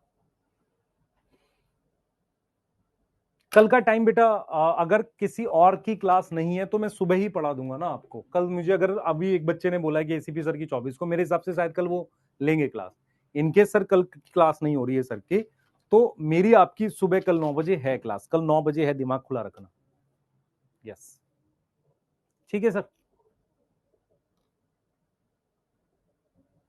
गुरुजी छुट्टी की अच्छी फायदा उठाई है, मैं मेरे उठाने से क्या होगा, नालायक, दुष्ट। पहले मुझे करने दे, एमडी सर भी करेंगे बच्चे, एमडी सर क्यों नहीं करेंगे। उज्जवल मैं पूछता हूं उनको, दीपक पहले रिवीजन 1 को स्टार्ट करने दे, नहीं तो क्या होगा, स्टार्ट ही नहीं हो पाता। क्या होता है, हम लोग प्लानर बनाते हैं, सारे लोग लेंगे, फिर किसी का लेक्चर मिस होता है। ठीक है, यस, हाँ ना, मुझे अपना स्टार्ट करने दे पहले। अश्वनी नंबर नहीं दे सकते,